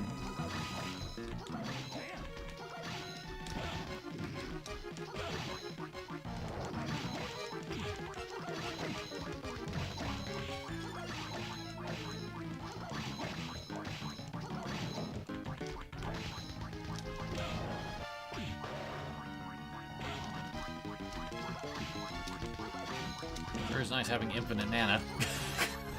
I've never had this so easy.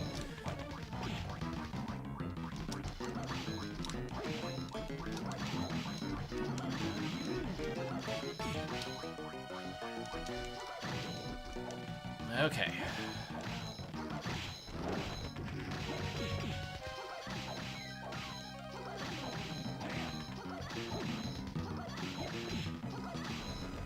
And that's that.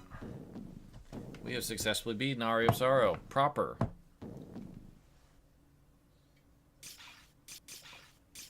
And we have freed Soma from his curse.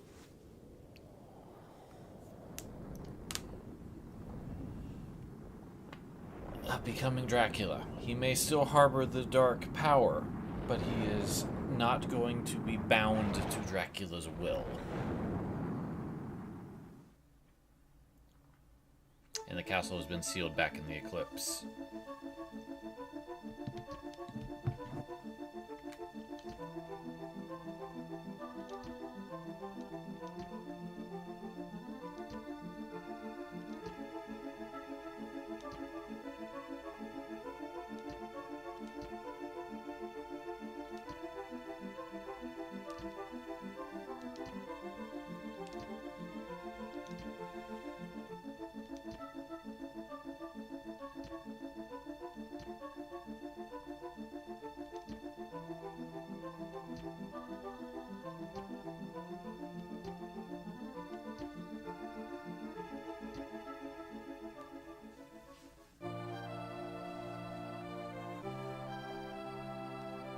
I just think this game is so fantastic. Plot's great. Just kind of bending the franchise's expectations on its head. It's just good stuff.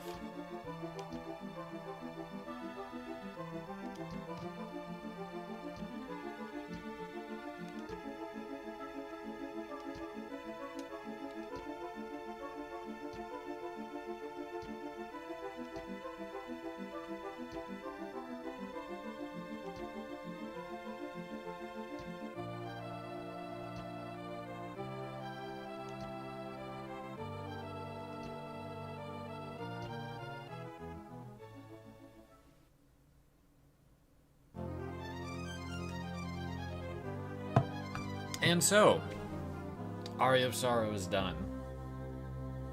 For now. Like I said, I think I'll hold off on continuing with item gathering just to see how these carry on, if anyone's interested in seeing that level of completion. But getting all the souls is a great feeling, because I did not do that last time. I'm still upset about it, but now I feel a lot better. And I'm pretty sure I got full map. I think the Chaos room will probably do it. Otherwise, I have a missing room, and I was looking at a map just to make sure I didn't miss anything. So I'm going to boot the game back up once the credits are done, and just kind of check and make sure.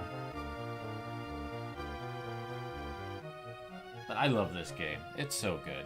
It's just a splendid experience. And I just hugely recommend that you check this game out if you haven't played it yet. I think it's better than Symphony because it just feels just the littlest bit better.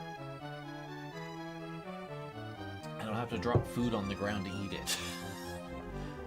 I don't have to do button commands to jump. Hammer with that bazooka, that's the only time he appears with it. He doesn't appear with it actually in the game proper. So, upon beating the game, we unlock the special mode, which now we have a sound test and boss rush. But if we go back into the game, we now have a bat, which lets us go into a new game plus. But yeah, I'm still missing a chunk of map.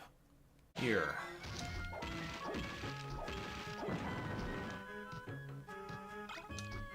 Samurai armor.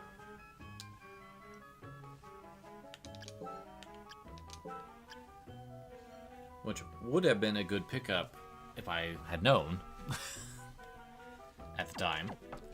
So what's left, honestly, at this stage in the game? Well, there's this new weapon.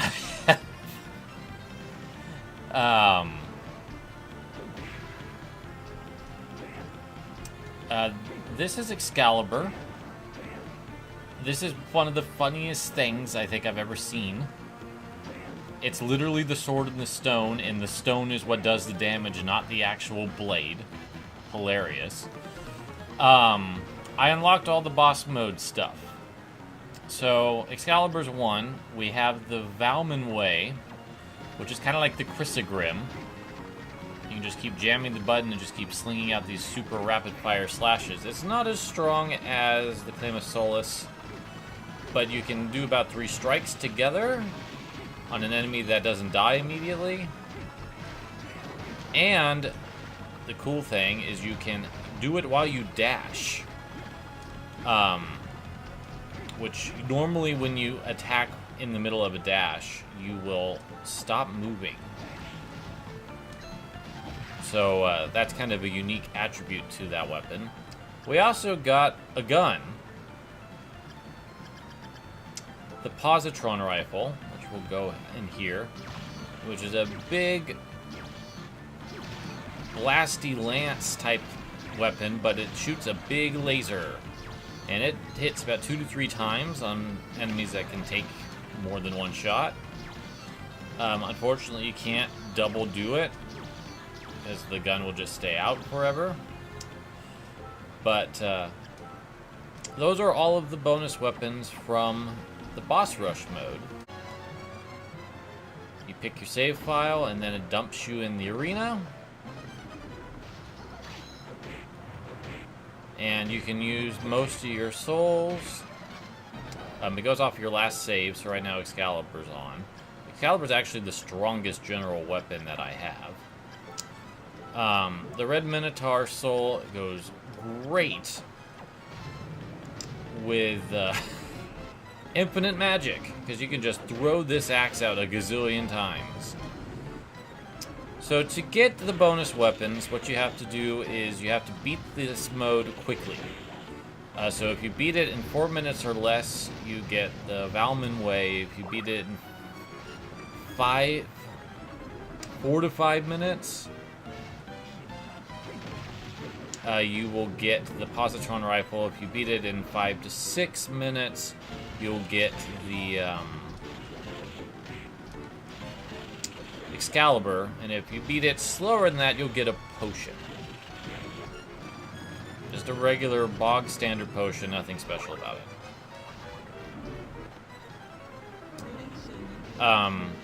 As I said in one of the videos, I recorded 3 of them today, so my memory of which episode is which is going to be very rusty.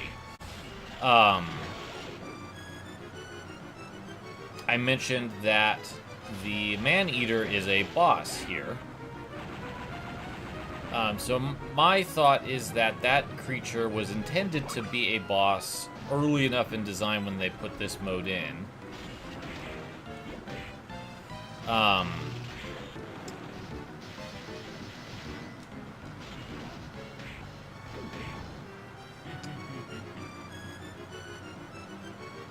That they didn't change that.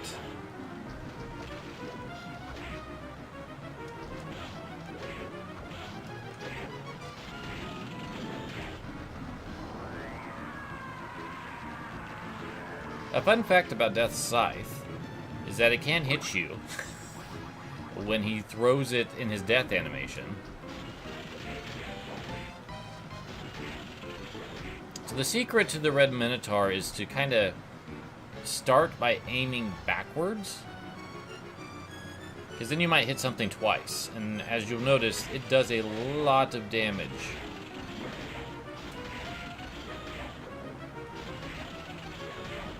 Like, I've already killed this boss. As something that I noticed on an earlier playthrough of this mode is that the fetus in the cage will open up its eyes if it doesn't instantly die.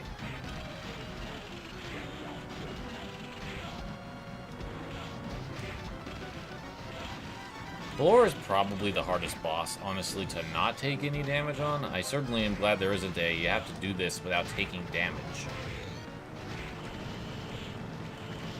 because I would not be doing it. Whew, that was close.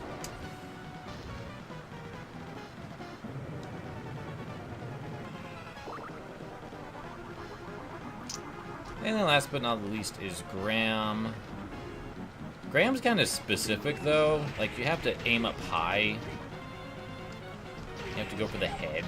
So, like, this weapon's probably not the best to be fighting him with, because you have to actually jump. That's probably why the Claim of Solace works so well.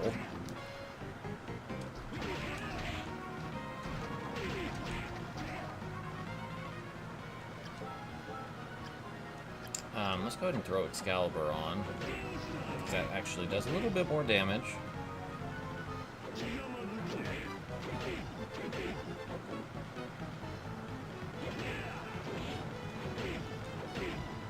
And since we're in magical land where I don't have to worry about magic at all, thanks to the Chaos Ring, I'm absolutely trivializing everything. Let's see if I actually got the magic spot again. Yep, I found the magic spot to not get hit by any of these attacks. One thing that's interesting about boss mode is, you may have noticed, I'm level 40 here. So it kind of forces your level.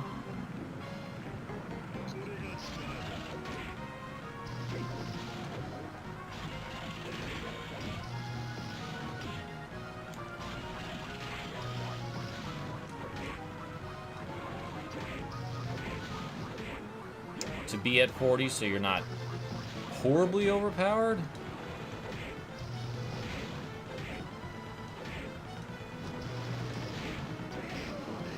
Excalibur's got such range, it's kind of wild to think about. So as you continue to loop this, I got 438 this time, you will get potions.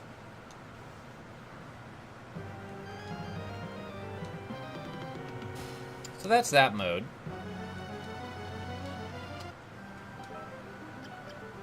So after beating the game gives you a little hint.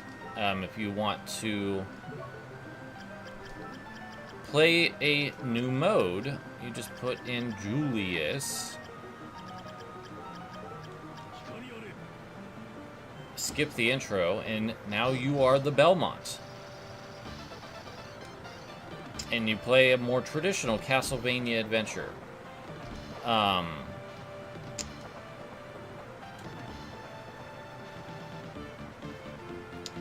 So, Julius has his whip as his default. He has the double jump and the uppercut, which does actually do damage. And when he hits the ceiling, it's not like his whole back goes into it. He has a unique back dash where he goes forward.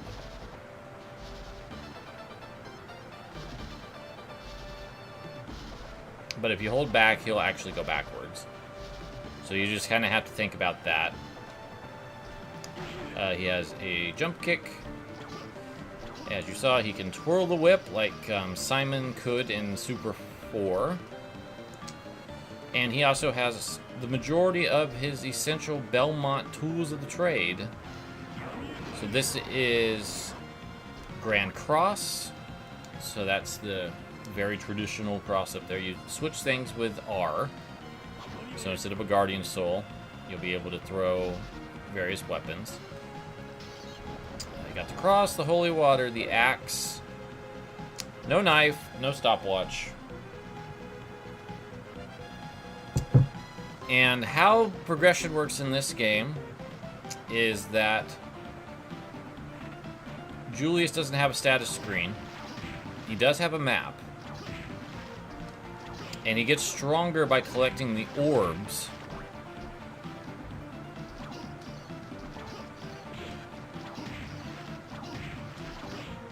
They also gave him his own unique color for taking damage, which is kind of neat.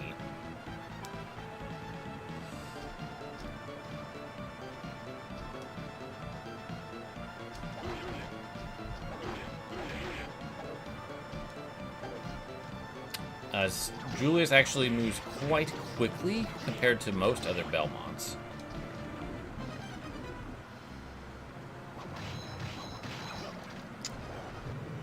But as you collect these, Julius's strength goes up.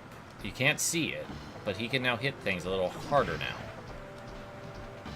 So the more of those you do, the further you'll get. And of course you can save the game just like Soma could. So you can make your way through the game, defeating bosses, getting stronger, and then you'll take on Soma at the end, because this is the bad end. This is Soma losing to Dracula. And we'll go ahead and save that. I might actually do this mode one of these days. This is certainly the longest Let's Play outside of Resident Evil 4 that I have done. And Resident Evil 4 is not even done yet. But I'll come back to that one at some point. But yeah, I love this game. I think it's fantastic. My favorite Castlevania, one of my top 10 favorite games of all time. I adore it, and I hope that that was clear throughout this playthrough. And it's just a really fun-feeling game. It's great to move around, and it's just fun to gather up all the things. It just makes me feel good. Thank you for joining me on this playthrough. I hope you enjoyed, and I will see you soon for another video. Take care.